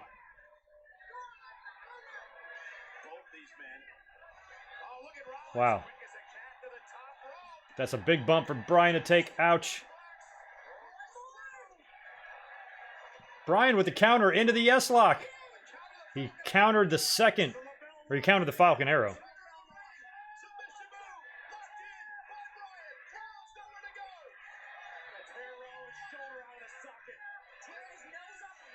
Damn, Seth is locked in that thing pretty gnarly. His arm is all twisted back. Looks good.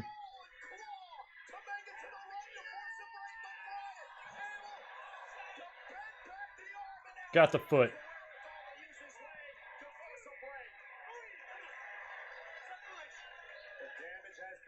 Seth Rollins spent significant time trapped in the label lock.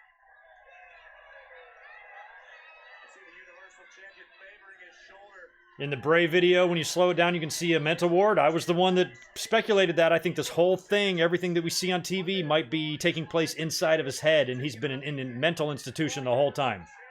I speculated on that a couple of times, and I think it's likely.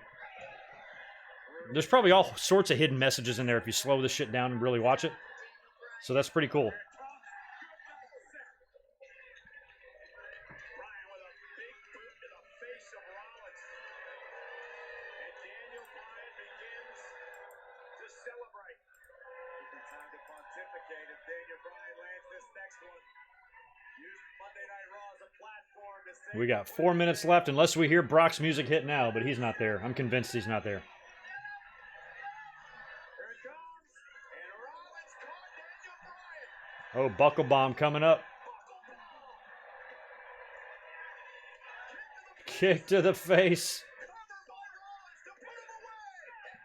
I think Rollins has got to beat him here, man. I think Rollins has to beat Daniel Bryan clean in the finish of this match. I think he's got to stomp him and beat him. For the Universal Champion Seth Rollins. Seth's gonna have to dig deep into his arsenal and figure out Big win for your champ, right? to make Daniel Bryan stay down.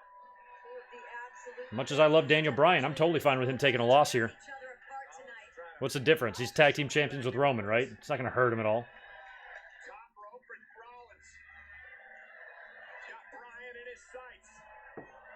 He went for the... I hope Seth isn't really injured on his arm there. Oh, he got it back in the yes lock again. What a move by Daniel Bryan. Blocking the splash and now locking the lapel lock in on Rollins. Seth with a reversal. Counter to a pinfall attempt. Come on, Seth. Stomp him. You got to come up here on the finish. We got 2 minutes left. Step up enzuigiri by Rollins. There you go. There you go. Daniel Bryan. Bam. Pin him. End this clean. End it clean. No bullshit. Way it should have been. Wow, I just saw a little girl in the audience dressed up as Lacey Evans. Seth's got a drippy, bloody nose going on there.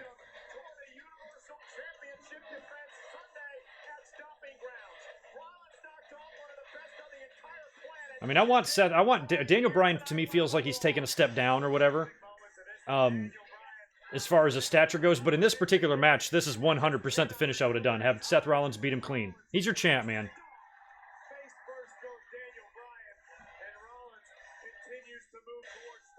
He's not dropping that shit to Corbin on Sunday. Ain't no way. All right, we got 1 minute left. Nobody's going to come out here and attack him. Well, we still have Baron Corbin. He never announced who the referee was. Is he going to come out and attack Seth? This camera angle makes me think Seth's going to get hit from behind. And there he is. You can see this shit coming. God. Seth, you shouldn't have turned your back, dude.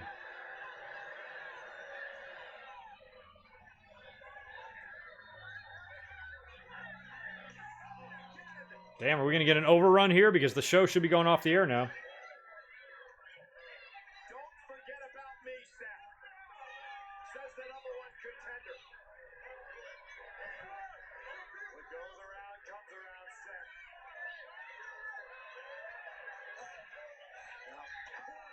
Damn. The referee is checking his head. Seth Rollins is hurt. Baron Corbin's not done. Far from it. Well, what's he going to do? Just hit him with his finisher? Yeah, there's no way. This is great. I'm actually glad that they're ending Raw this way. With Corbin, like, standing... Oh, he's going to watch. He's going to ask for the belt, and he's going to, like, stand over with the belt. Watch. There's a belt. See? Oh, yeah, as the show fades to black. Bam. You're going down on Sunday, Corbin. You bald bastard.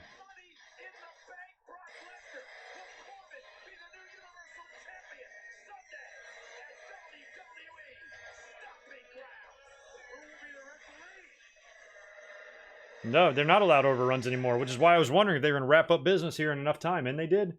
8 o'clock on the dot. All right, so that is it for WWE Raw. Not a great go-home show. Not great at all. But it was fun, nonetheless, hanging out. Thank you for the 200-plus of you that hung out here with me all night tonight. It was great. I'm going to be up here this Friday for Stomping Grounds predictions, and then I'll be up here this Sunday for my Stomping Grounds live reaction. And maybe I'll get up a mic dropper this day in history this week, but I don't think so. Expect to see me on Friday. I got to get out of here. I got a lot of shit I want to work on tonight, so I'm going to go ahead and peace out right as we cross over the 3-hour mark. Thanks for hanging out as always. You guys are the best, and I'll catch you on Friday. Be good. Peace.